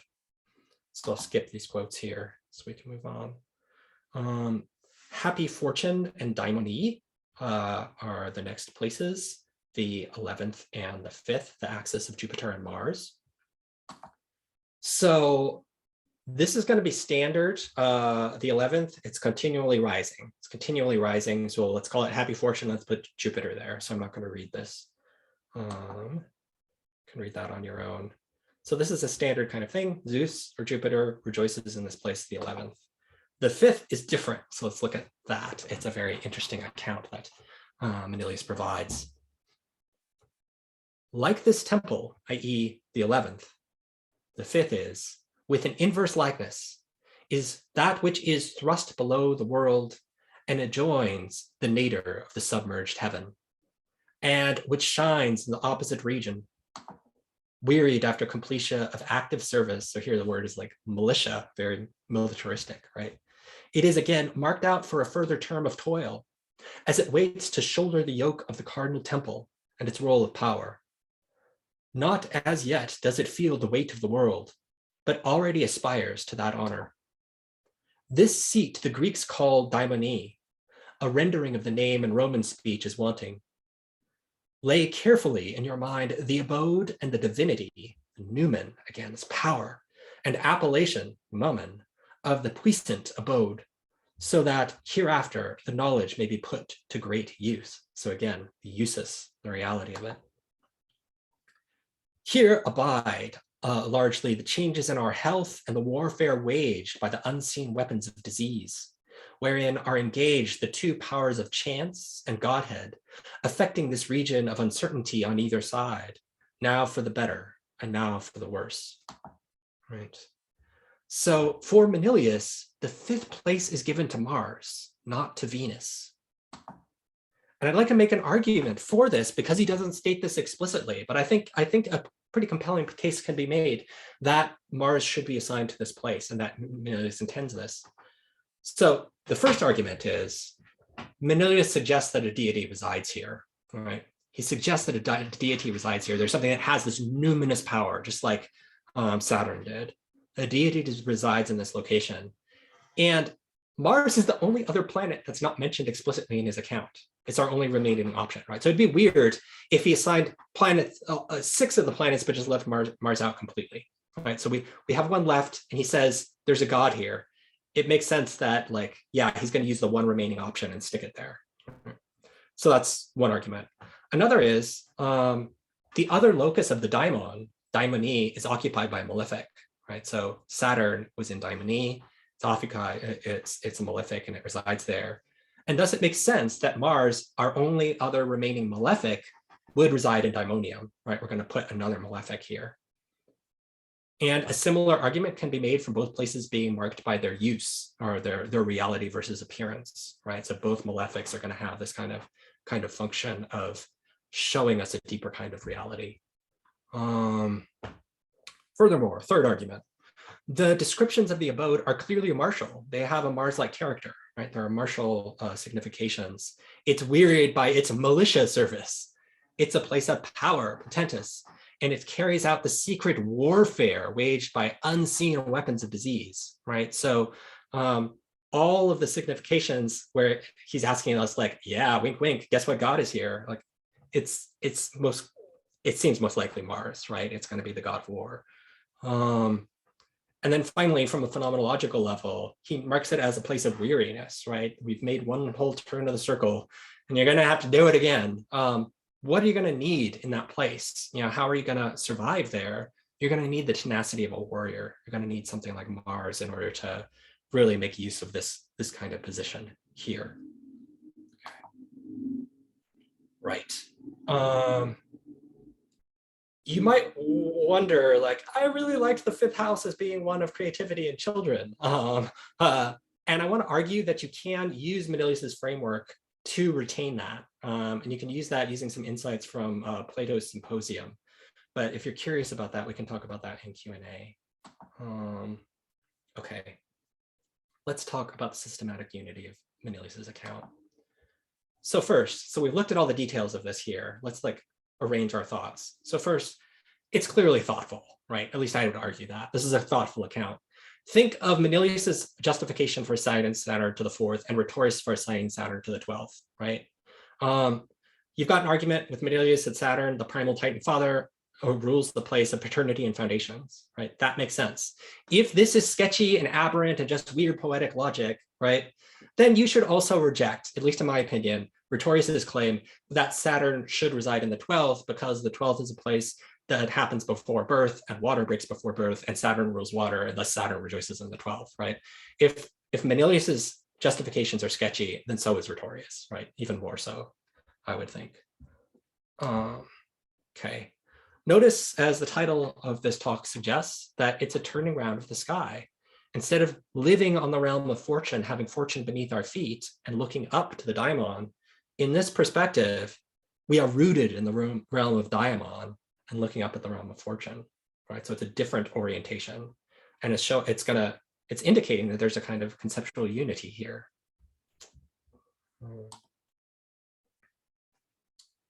And this can be illustrated in the Paradiso when Dante climbs up through the heavenly spheres. So he goes all the way, taking this kind of standard Chaldean order, up through Saturn, up to the Primo Mobile. And there, when he hits it, things completely shift and he's at a new center and now looking out at the Earth, right?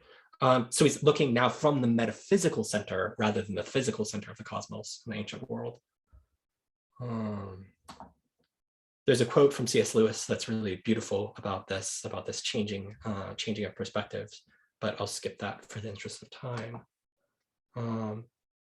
We have differing sect considerations, consistent sect considerations. So notice it was a simple sect consideration in the standard view, but in the oppositions, you got some weird stuff going on, right? So you've got Jupiter, a benefic, opposing Venus, another benefic. It's kind of weird, right? How exactly would these oppose? It's not obvious. Same with Saturn and Mars. Like if they're both benefics, wouldn't they get along? If they're both malefics, wouldn't they get along?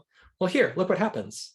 Here we've got contrary sect, benefic and malefics opposing each other, which is just what you would expect from contemporary Hellenistic astrological practice when they talk about benefic of sect being the best in the chart and for a native, and the out of sect malefic as being the most difficult in the chart for a native. That's something that's preserved here. Look, you got Venus and Saturn opposed and Jupiter and Mars opposed. So you get this kind of stark contrast here between benefic and malefic according to sect lines. Okay. Now let me briefly sketch my speculations about how we can account for this background. I want to say that this background is Pythagorean.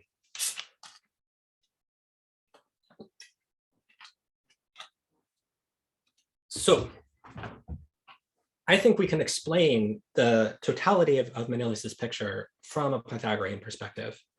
And Pythagoras was an ancient philosopher. He's kind of like half historical, half legendary. It's really hard to piece together what he would have been as a historical kind of person. But the key claim is that the visible world is grounded in an invisible world of number. Like the world we see is grounded in an unseen world. And this other world has a rational structure and harmony. They were the first philosophers to use in legend, they were the first philosophers to use the term philosophy and the first to use the term cosmos, this beautifully ordered whole, okay? And they had an influence on later philosophical thought. They influenced Platonism with the idea of the forms. Again, this kind of unchanging, invisible, rational world that's grounding our world of appearance. And Peter Kingsley, a historian who I'm going to be using for this account, argues that Pythagoreanism is grounded in shamanism, and that this informs key pre-Socratic theorists like Parmenides and Empedocles. Okay, so given that about Pythagoras and Pythagoreanism, how can we argue that a Pythagorean framework is being used here? So the first is to note that there are 10 places assigned to gods, right? There are 10 places where gods are said to reside, but there are only 7 traditional planets. So they've made stuff up in order to plug into these places, right? Well, in Pythagoreanism, the number 10 was a magical number. It was called the tetractes. And you can form like a pyramid with 4 at the bottom, then 3, then 2, then 1, right? And the thought was like, if you add 4 and 3 and 2 and 1, you get 10.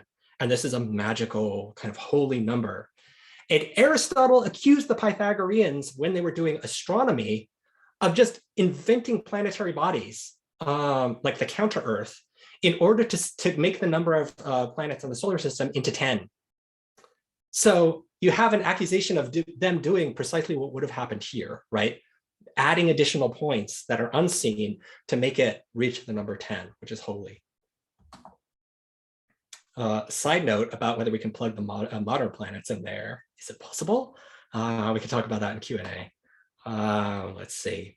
The appeal to Mount Etna. So remember, Typhus is thrown beneath Mount Etna. Well, Mount Etna was a holy ritual site for Pythagoreans.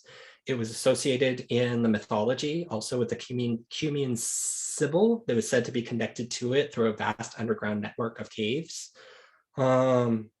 Empedocles was said to be deified by leaping into the flames of a volcano. And Kingsley notes that Etna was a place that was linked both with the underworld and with the heavens, right? So a uniting of heaven and what is under the earth. So, you know, the fact that Etna would play a role here is explained by the importance of Etna within Pythagoreanism. Third way in which this account can be explained by Pythagoreanism is the fact that it's given prominence to the underworld. So notice you've got Pluto in the 7th, you've got Saturn ruling the foundation in Daimonium, you have the gates of Hades, you have Etna and Typhon, and you've got these prominent kind of aspects. You've got Saturn squaring Pluto by superior square, trining Typhon's falling, and sextiling Typhon's rising. So all of it is this very prominent placement of the underworld in this position. And this makes sense. Pythagoreans grounded the visible world in an invisible world. And the realm of the dead, if this is coming from a kind of shamanic tradition, is perhaps our most immediate symbol of that realm. What's the invisible world? It's the realm of the dead, the realm of our ancestors, the realm we cannot see. So Kingsley observes, contrary to what is often supposed, the immediate aspiration on the part of Pythagoreans for contact with the divine appears to have been directed in the first instance to the underworld, to the gods below. And in antiquity, the best way of actually making contact with divinities of the underworld was through the practice of incubation, dream incubation, waiting for a dream or vision while sleeping, as a rule, either on or even inside the earth. So there's close connection to the earth and the powers, the invisible powers that are underneath it. And it explains this particularity of reversing fortune and daimon, right? So now daimon, the unseen, is at the bottom of the chart, right? And Pythagoreanism would explain this by saying, this is the invisible world, the realm of the dead, veiled from mortal eyes. It's grounded in the central fire of Tartarus, the guardhouse of Zeus, which was another key claim in Pythagoreanism. And it would make sense that this would be the place where malefics would naturally rejoice, because they're difficult because they kill us, right? They translate us from the world of physical embodiment to the realm of the dead, right? So they're going to rejoice in these places underneath. And Plato had a similar kind of view in the Phaedo when he talked about all of philosophy being a practice for death, right? A kind of preparation of the soul, a purifying of the soul for death. Okay, final argument for a Pythagorean account of this position. It can explain why Venus would rejoice in fortune in the 10th, right? So here we can look at Parmenides, this pre-Socratic philosopher, and the fragments we have of his treatise on nature. And this is a famous kind of philosophical poetic treatise, because it talks about the way of truth and the way of opinion. And it claims that the way of truth grasps being. The way of truth holds on to being, and being is. It cannot not be, right? There's something about it that's whole, complete, entire, and internal, and unchanging, and ungenerated. Well, the way of opinion, that's the world of becoming, right? That's the world of fluctuation, and it's not real, right? It's not real. It cannot be grasped, he claims. Well, if we look through this account and the fragments we have of it, in this account of the realm of becoming, he talks about the birth of the cosmos and things like astrological concepts like the coming to be of light and dark, the coming to be of the sun and moon, the coming to be of the planets, how this cycle is generated, right? And there he says, there is a God that resides over this process, a first God, a cosmogonic deity. And this God gave birth to Eros and rules through Eros. And there's a tradition of accounting for, of reading this kind of line here as saying that Aphrodite was the god in question, or the goddess in question. She is the one who gives birth to Eros and rules this world of becoming. This was articulated by Plutarch. So then Kingsley sums this up as follows. This quality of elusive beauty in the world Parmenides describes, as well in the way he describes it, should come as no surprise. For there is one very particular divine being whom he presented as ruling our visible universe. That's the goddess Aphrodite, queen of infinitely tempting beauty, love, and charm. Aphrodite was not just a divinity of beauty, she was also the supreme goddess of deception and illusion. She is the great charmer who loves and seduces gods, as well as humans, through the glitter of appearance, through desire and attraction and love. As for her sweet shimmer and the delicate magic of her sheer charm, they are precisely what gives her deceptions their ruthless power. Greeks understood very well that underneath the beautiful surface, she is a superb hunter, expert at trapping and cunningly binding her prey. And the one term that best summed up the effects of her deception on her victims is a word we should already be familiar with, amechania, helplessness. And this concept of Aphrodite and her role in the cosmos and her role in the realm of becoming and desire, this explains why Venus would naturally rule in the place of fortune, applying her own weapons from on high. Okay. So then, in conclusion, I hope whether or not you decide to use Manilius's account of the planetary joys, I hope to have convinced you that it contains much thought-provoking material. There's something to think about there, and is thus worthy of contemporary consideration. So other people who do find it interesting should be able to use it, right? There's something worthwhile there. And the Pythagorean background of Manilius's account, this suggests a different approach to the practice of astrology itself, right? So astrologers are really quick to kind of sneer at Dante in the Inferno, where he assigns Benatti to hell, right? And they're like, oh, yeah, Dante doesn't like astrologers, stupid Dante, right?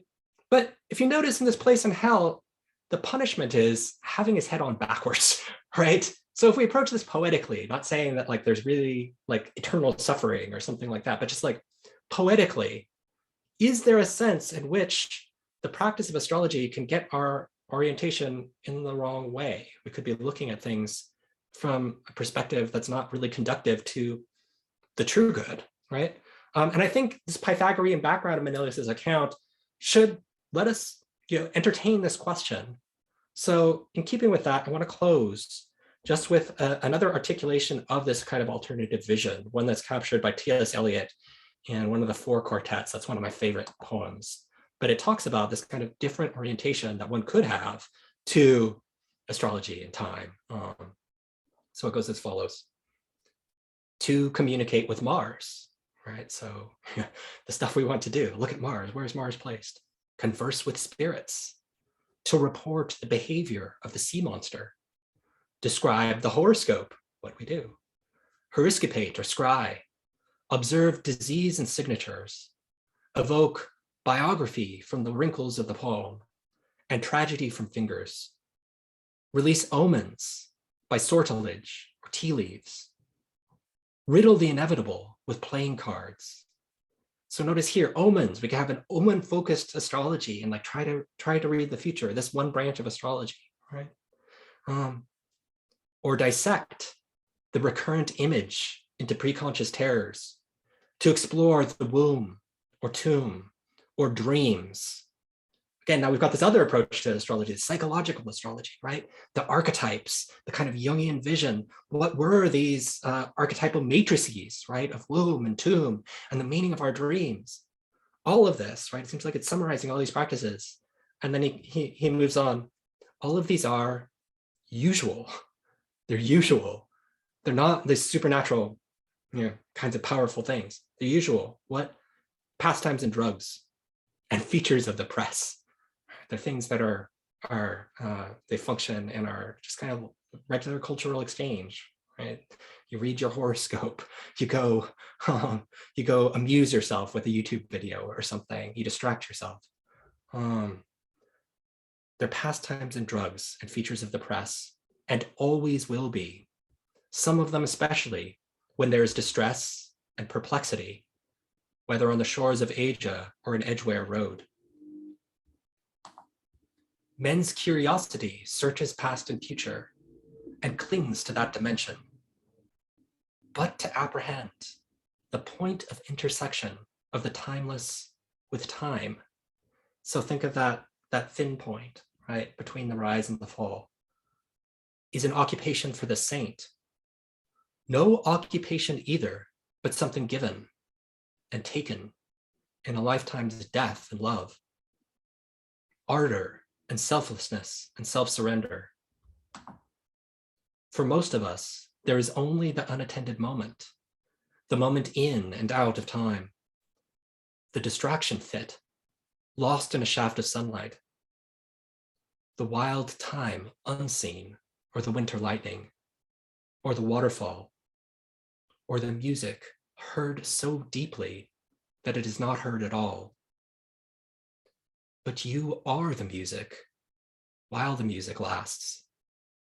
These are only hints and guesses, hints followed by guesses, and the rest is prayer, observance, discipline, thought, and action. The hint half guessed, the gift half understood is incarnation, theosis. Here, the impossible union of spheres of existence is actual. Here, the past and future are conquered and reconciled. Where action were otherwise movement of that which is only moved and has in it no source of movement, driven by demonic chthonic powers. And right action is freedom from past and future also. For most of us, this is the aim, never here to be realized, who are only undefeated because we have gone on trying. We content at last if our temporal reversion nourish, not too far from the yew tree, the life of significant soil. Thank you for your attention. I look forward to Q&A now.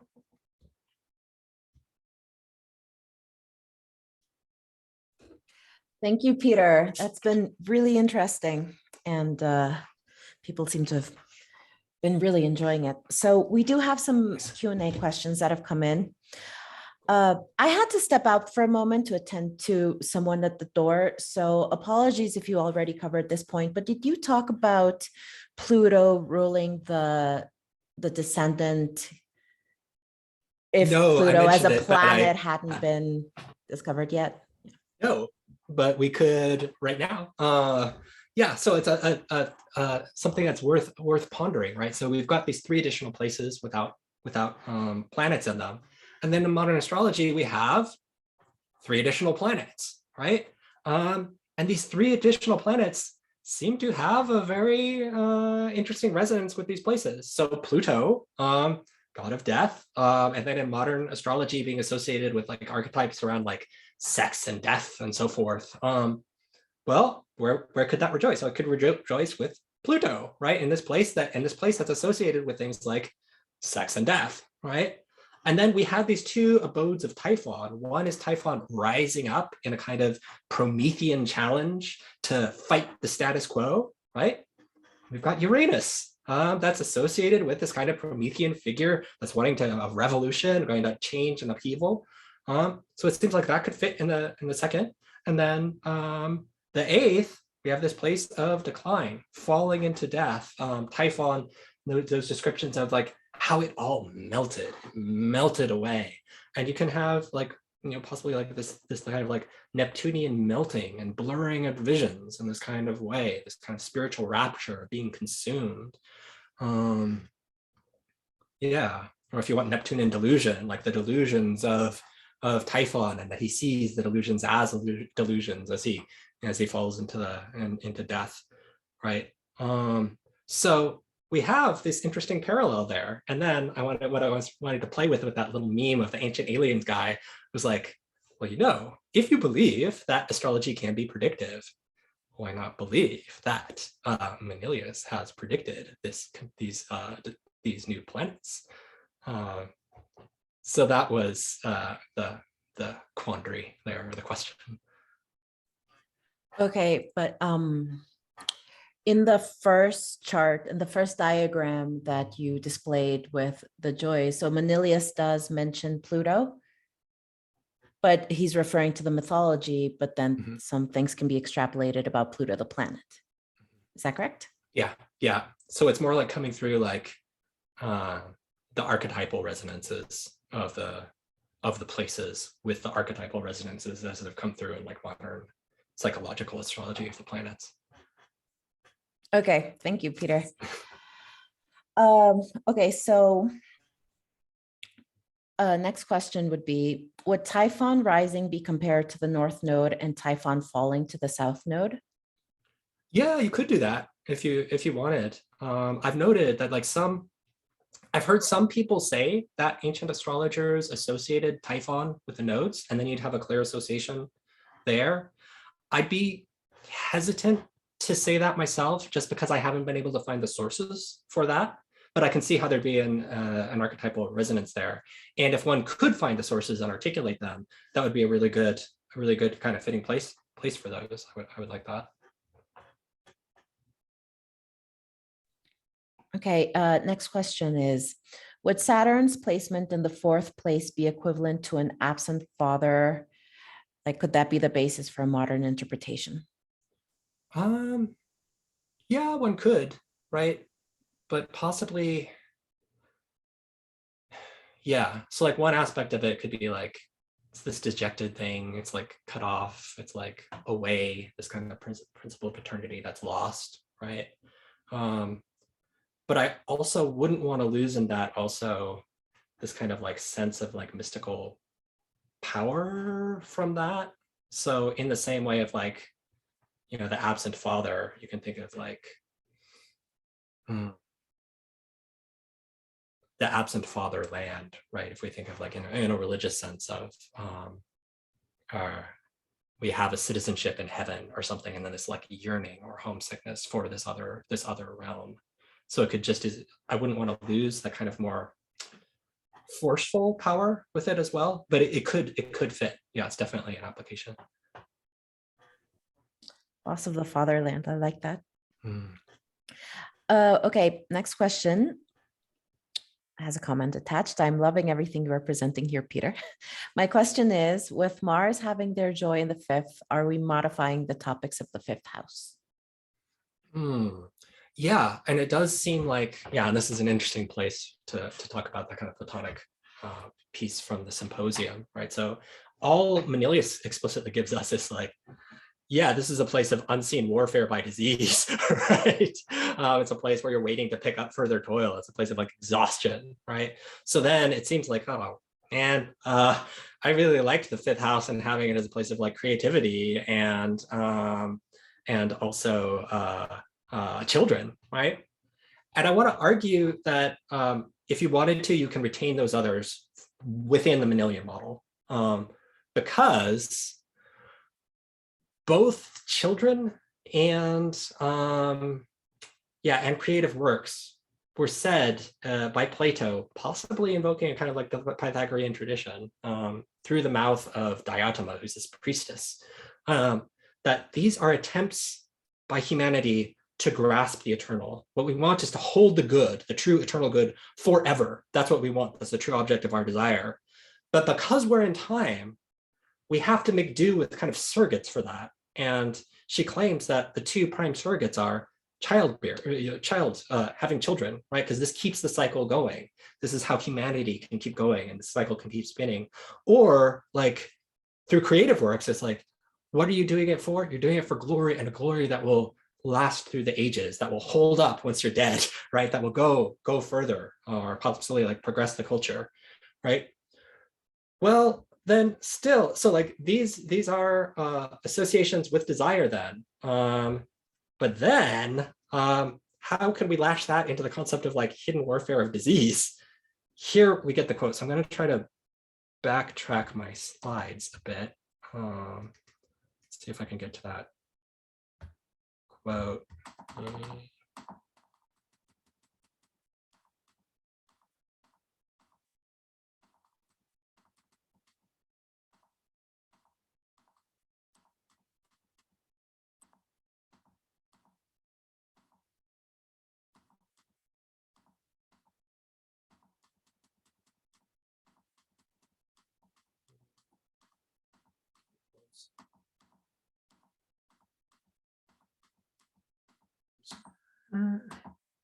Here. So as she's talking about this, right, she's talking about childbearing and this process, this like way of approaching the eternal in this temporal way. And here's how she describes it. Don't you see what an awful state a wild animal is when it wants to reproduce? Footed and winged animals alike are all plagued by the disease of love. So you get that concept of that you can latch it into the concept of disease there. It's this kind of like turmoil of heart. First, they are sick for intercourse with each other, and then for nurturing their young. For their sake, the weakest animals stand ready to do battle against the strongest and even die for them. And they may be racked with famine in order to feed their young. So like the kinds of things that one is willing to do to preserve one's young. And you could say the same thing with one's artistic creation. It can lead one to do things that harm oneself, just like a disease in that way. And she's explicitly using this kind of language. For among the animals, the principle is the same as with us. And mortal nature seeks as far as possible to live forever and immortal. And this is possible in one way only, by reproduction, because it always leaves behind a new young in the place of the old. So we can get, even though it seems weird to us today, right? And I wouldn't want to use that kind of language. You can see kind of conceptually where it's coming from, and where you could, in Manilius's day, have linked the two and thus retain as a signification of the fifth creativity and childbirth, children. It makes me think of how lions, I believe when a new male lion takes over the pride, kills all the children of the previous head lion, right? How these things are kind of associated, birth and death in this way. Okay. Another question about the fifth house. Who deducted or assigned Mars from Manilius's writings here? I see many relationships to expressions of Venus or Athena, Pluto and Persephone, the moon falling in Scorpio, etc. Yeah. So the one could be like, so one argument could be like, why did Manilius assign Mars to it rather than Venus? And then it would be an argument about like whether you want the Manilius picture versus the standard kind of view. Another is how, given the text of Manilius, how is it that we're assigning Mars to this place? And that's an argument I'm making, right? So I'm the one assigning Mars to this here. And if it is that, let's see if I can go back to it. My arguments were that like, there are martial significations. It's the only planet that's left. So like if the argument is like, oh, I'm seeing a lot of Venusian significations here, it means like Venus should rule. That would just be weird because Venus is already assigned to the 10th in his view. So unless we've got a scheme now where Venus is assigned to 2 places, that would be strange. And again, it could be Persephone, maybe. I like the idea of Persephone, like it's because it's like associated with this kind of underworld aspect, and it's like keyed in with Pythagoreanism. So I like that. It's just the idea that like, if we did that, we'd be leaving out one planet. So Mars would go nowhere in this schema, right? And that just seems weird to have a planet and then assign it to a figure that's not explicitly mentioned. And then additionally, it's the idea that like, as the place is described, I'm seeing a lot of martial metaphors like militia, warfare, these weapons, right? So that's what this argument is coming from. But yeah, I'd be happy to hear, like, if you wanted if there was a kind of contrary argument from the textual evidence, that would be welcome. And that's something that's definitely worthwhile, having lots of people thinking about Manilius. Yeah, for sure. Okay, next question. Thank you, Dr. Young, for the amazing talk regarding associating the upper half of the chart of fortune and the lower half to the daimon. I'm having a hard time in reconciling that the sun spirit has its joy in the ninth house in the upper hemisphere, while the moon fortune has her joy in the third house in the lower hemisphere. May you explain your view on this? Is anything mentioned in Manilius that would help in understanding it? Yeah. So the first thing I want to note is that, like, we note that Manilius doesn't assign like daimon to the sun, right? As far as I think that might just be Valens, but there could be others. So like we don't have that association with Manilius, and it might just be a handful of writings that do that. And then secondly, an interesting thing is that what we do have with the sun, right, is it's not even called the sun. He calls it Phoebus Apollo, right? It's Phoebus Apollo. And here, I think we're getting a clear association with the underworld. So given like the mythical association, so like this requires you to buy my Pythagorean reading, right? But if you buy the Pythagorean reading, we've got an explicit mention of Apollo. Apollo resides. He is the god, like in Virgil's Aeneid, which is written about the same time. It's a little bit before this. That's presiding over the oracle of Cumae, the Cumaean oracle, the Sibyl of Cumae, and she is possessed by him, and she's the one that leads him to the underworld and grants him this kind of mystical vision of Rome and its future. So yeah, here we have the sun as Phoebus, who is the god who speaks through the oracle of the Cumaean Sibyl, which is going to be like, it's kind of like underworld kind of association. So that's how I would use it there. And then like also like similar case with the moon, like he doesn't associate the moon explicitly with fortune. So it could just be like, well, he understands the moon differently. And something about like, yeah, maybe the moon's association with like bodily life instead, emphasizing that, like it's the coming up to being born, being embodied, that he then says associates with like injury, right? Something on that order. The next question is, would Manilius suggest a chart to have the cardinal points always be in the first, 10th, 7th, and 4th houses? That's a really great question. I don't know. I don't know, because there's like something about that. Like there's yeah. The fact about how he talks about the cardinal points the way he does, and that there needs to be 4 of them, and that the 4 of them hold the sky in place. I can see someone reading that and like, yeah, it seems like, is that a kind of quadrant house system, right? Because if it was just a whole sign house system, you can actually anchor the whole thing just with the ascendant, right? You anchor with the ascendant and then you count the signs from there. But if it's really the points and you need all 4 of them, you need an MC as well to be calculated, that might make most sense within a kind of quadrant house system. So I think that's something that's definitely interesting to explore. Is there any evidence in Manilius's writing that explicitly would point to whether he used quadrant-based or? Not that I can tell. Not that I can tell. Okay. Yeah.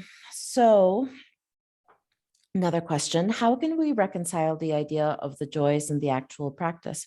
For example, Firmicus says that the moon in the 3rd house makes the mother-in-law lowborn and women bearing scandal. Saturn in the 4th house equally does not have a great prognosis, with a day chart being functionally unhelpful. I appreciate the night placement description is worse for obvious reasons. Yeah. So yeah, 2 responses, I guess, right? So the first is, how can we make this work in practice? It would be just like, well, try it in practice and see how it works, right? So try it and see. And tried it and gotten good results describing things. Another way of asking that question is like, how can we make that match with Firmicus Maternus, right? Firmicus Maternus gave some delineations, and this contradicts Firmicus Maternus, right? And there, I think that my response would be something on the lines of like, yeah, I think, yeah. And to that extent, I don't find like Firmicus Maternus's delineations helpful, right? And this is the thing I find a lot with like these, when we get into the Hellenistic text, we do get lots of different kinds of delineations, and they seem to contradict each other a lot, right? So then it's going to be a judgment call on which of those we end up finding useful at the end of the day.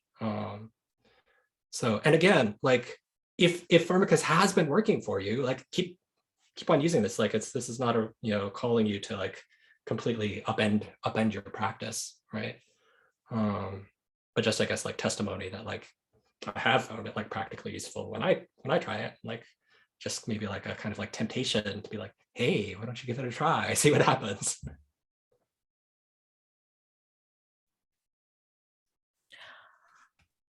I find alternate schemes helpful in getting a broader understanding of a concept. In this case, like the planets, it's like you're turning the jewel, as Adam says. You look at it from a different perspective. You can get access to different characteristics that you might not have thought of otherwise. It's just my thought. Okay, next question. This system with Venus at the 10th, does that speak to love as the ultimate goal in life rather than material attainment? Yeah, I would think so. And personally, I find that plausible, right? So this is something Aristotle considered in the Nicomachean Ethics, and he dismisses our contemporary view in like a sentence, right? He's like, some people say the highest good is money, but that's stupid, because you only do, why money is useful is because you use it to get stuff you want, which means there's something else you want. So it couldn't be the highest good. So like, it's this idea of like, yeah, like, it's not going to be like some kind of like material thing to the extent that that is the thing that we're aiming for, because it is possible that like that's the glory we aspire to. Maybe we're somebody like in the US or something. It's like, I want to be someone who's recognized, and to be recognized, I got to have a lot of money and a lot of stuff, right? That could be associated with it, but it's because it's associated with like this idea of like glory and desire, right? Not for the stuff like as such. Yeah. Right. So another question is, I didn't understand the concept of use related to Saturn in the 4th house. Can you please elaborate a bit more? And thank you for a fantastic lecture. Oh, thanks. Yeah. So again, my Latin is rusty, so I'm just counting on a dictionary. There is this one idea of use where it's in contrast with a species. So then it's like a distinction between appearance and reality, or like seeming to be something but really be something else, right? So what would an example of this be? Well, just like an illusion, right? Or a mirage. You're driving through the desert. It seems like there's an oasis, you know, in the background as you're driving down on a sunny day, but in reality, there's nothing there. It's just sand. It's an optical illusion, right? In that sense, if we're using usus in that way, it's like the sand, or the realization that it's just sand, is more useful. There's more reality to it. It's tracking reality. So in the same way, if we're really going to like think about these points of like the daimon as being more useful than the upper parts of fortune, it could be indicating that like there's more reality here, and it's also in a sense easier to grasp the true nature of reality, or to like see the invisible world for us, that, well, we can grasp it positively through striving, like through that invisible point of the 10th and glory, that like moment, that still invisible moment where desire like points to something different. That's something that's very difficult to attain, and it's very easy to just be deluded by like false desires most of the way through it. Whereas when things fall, like when things collapse and we're just alone with the absolute somehow in stillness, that somehow like this is an easier kind of path. There's like more reality to it. It's more useful in this way. I would think it would be something on that kind of order. Okay, the following are not questions as such, but they are some interesting reflections and comments that have come in inspired by your presentation. So I'll just read out several of them. So Mars rejoices as a god of creativity because every creativity act is an act of destruction. The charcoal on white paper destroys its purity. The chisel that chips marble destroys the simplicity of the original stone. Mars is essential for converting an original thing into something else. Giving birth to a child involves blood, sometimes iron forceps. The process takes the mother into a potential war zone where she struggles to bring life into the world. Then another comment is thank you so much for bringing poetry back to life. Pregnancy weakens a mother's defenses or immune system, and giving birth is a painful and bloody affair. I can see Mars in the 5th. Regarding the 10th, there's a comment, Venus in the 10th. It seems like everyone wants to aspire to do what they love. Then again, going back to the 5th, this comment, creativity isn't necessarily joyful. We ask writers to open a vein, artists toil. There's misery in creation. Yeah. I'm thinking of that kind of popular book too. What was it, like The War of Art, right? Right. Pressfield or something. Yeah, okay. These are great observations.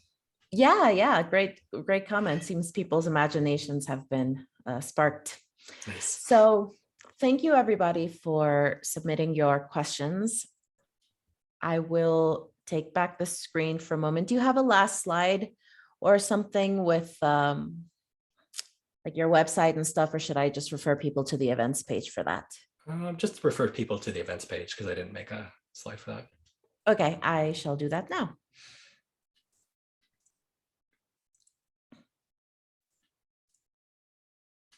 So if you would like to find more of Dr. Young's work, here at the Nightlight events page at the bottom, once again, you can find the links to his essays, his video lectures, coaching and consulting options, his YouTube channel, and his Odyssey channel. I'm not familiar with what an Odyssey channel is. Yeah, it's basically a rival to YouTube that doesn't track your data in the way that YouTube does. Ah, okay. So like a YouTube thing.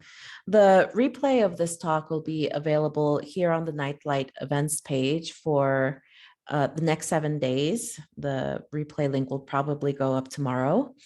If you haven't yet checked out our previous guest who opened up the series with the first talk, you can check out the replay still until the 19th, Saturn transits to the planet with Kelly Surtees. And I hope that you will all join us for the final talk in the fall speaker series, which will be Saturn and Pisces Dreamtime with Sean Nygaard, with the updated time and date of October 29th at 1 p.m. Eastern time. I will stop my screen share. Oh, there's a question. Can you give more information about the class on teaching yourself philosophy? I couldn't find it on your website.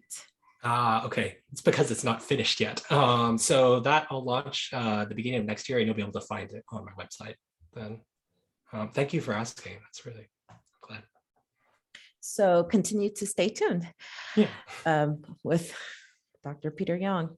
So thank you everybody for being here. Thank you, Peter, for a very enlightening and interesting talk, as always. Thank you. I hope everybody has a lovely rest of your evening. Thank you all. Take care.